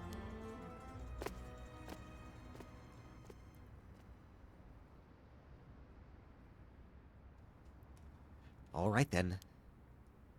We got a lot of new information. Yeah, I got a lot of new information too, and I'm not sure exactly. It's going to take me a while to parse all of this, I think. Sounds like Mr. Jinochi was killed by a curse, just as we thought. Which means there was a curse bearer at the school. Multiple, in fact. Multiple? You think so? Yes. The curse echo we experienced in the school and the one that killed Mr. Jinochi seem to be different. The people in the school at the time, other than us, were Mr. Jinochi, Hitomi, and old man Ashimiya, who you ran into. I was thinking it would be among them, but there was one more person. Hitomi saw a girl in a school uniform with braids. From what Hitomi was saying, it doesn't seem like she's one. Mr. Jinochi is pretty suspicious, though. If he were a curse bearer, it would certainly explain why he was killed. Right. That's why I say there are multiple. Oh, right. The person who killed Mr. Jinochi would have to be one, too. Which means it must be either the mysterious girl or old man Ashimiya. Yeah, we should definitely be careful of them. That said, the mysterious girl and the fact that Mr. Jinochi thought it was Michio that was attacking him has me wondering. Of course, I doubt Michio herself was actually there, but... Oh, I just remembered. I also saw Mr. Araishi outside the main gate last night. You did? It's likely he's involved with the curses, given that he's the one doing research on the rite of resurrection. So we'll have to be careful of old man Ashimiya and Mr. Araishi. I want to believe that not all curse bearers will be hostile, but... As for what to do now, I'd like to find who's responsible for the Feast of Shadows that set this off and how they did it. I don't think we'll be able to end this without stopping it at its source. Huh. That makes sense. In which case, next we should do... What, exactly? We'll need to talk with Mr. Araishi. He definitely knows something. It should be safer during the day, so I think we should try to look for him. Got it. I'll help in any way I can. But if the school is closed, I wonder where he could be. Let's try heading someplace someone may know where he is. Where to go then? We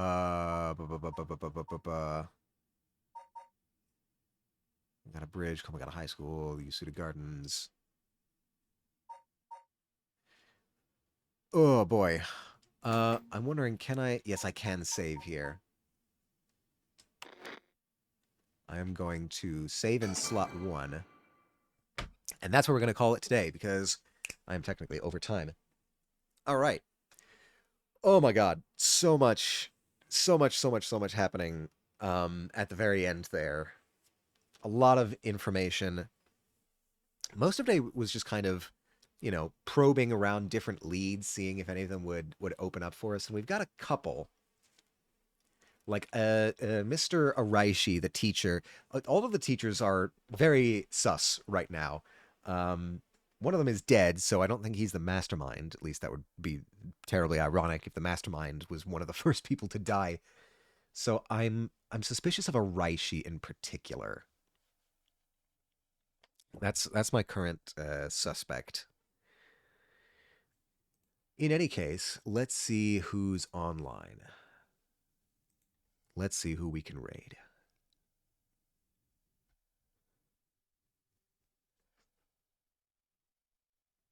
Kixie is live right now. Kixie was in chat earlier. Kixie is a friend of the chat, a regular, if you will. So maybe we head over there and see more of an airport for aliens currently run by dogs.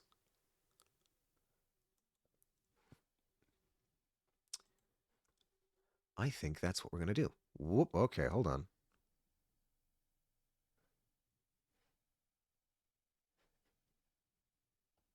Problems, big problems with that. Yeah, no. Some I wonder if I've somehow inadvertently set a limit on my encoding or something. That's very strange. All right. Well, we'll get the raid messages out.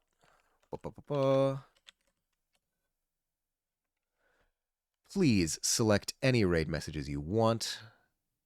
We're going to be going to Call Me Kixie.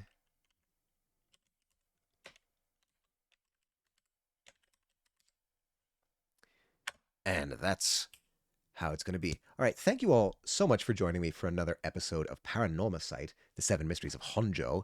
This game has been an unexpectedly deep and interesting game. Anybody who's a fan of thrillers or mysteries, I recommend giving this one a try. It has I was expecting it to not be as long as it was, and I'm very happy that it's been much more meaty than it appeared at first glance. It's just more layers keep adding on every time. There's a serial killer. There's something's going on at the school. People might have known about it beforehand. The serial killer murders are implicated in like multiple levels or multiple instances of this ritual happening.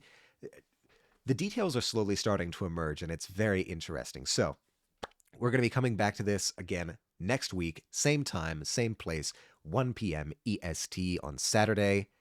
And now there's another game soon. Exactly, another game is coming out, so that's going to be exciting. That's definitely going to be on my list in the coming months, probably. But yeah, thank you all for joining me. I hope you can join me again next week. If not, I hope you have a wonderful day, a wonderful week, and as always, stay true to yourselves, my friends.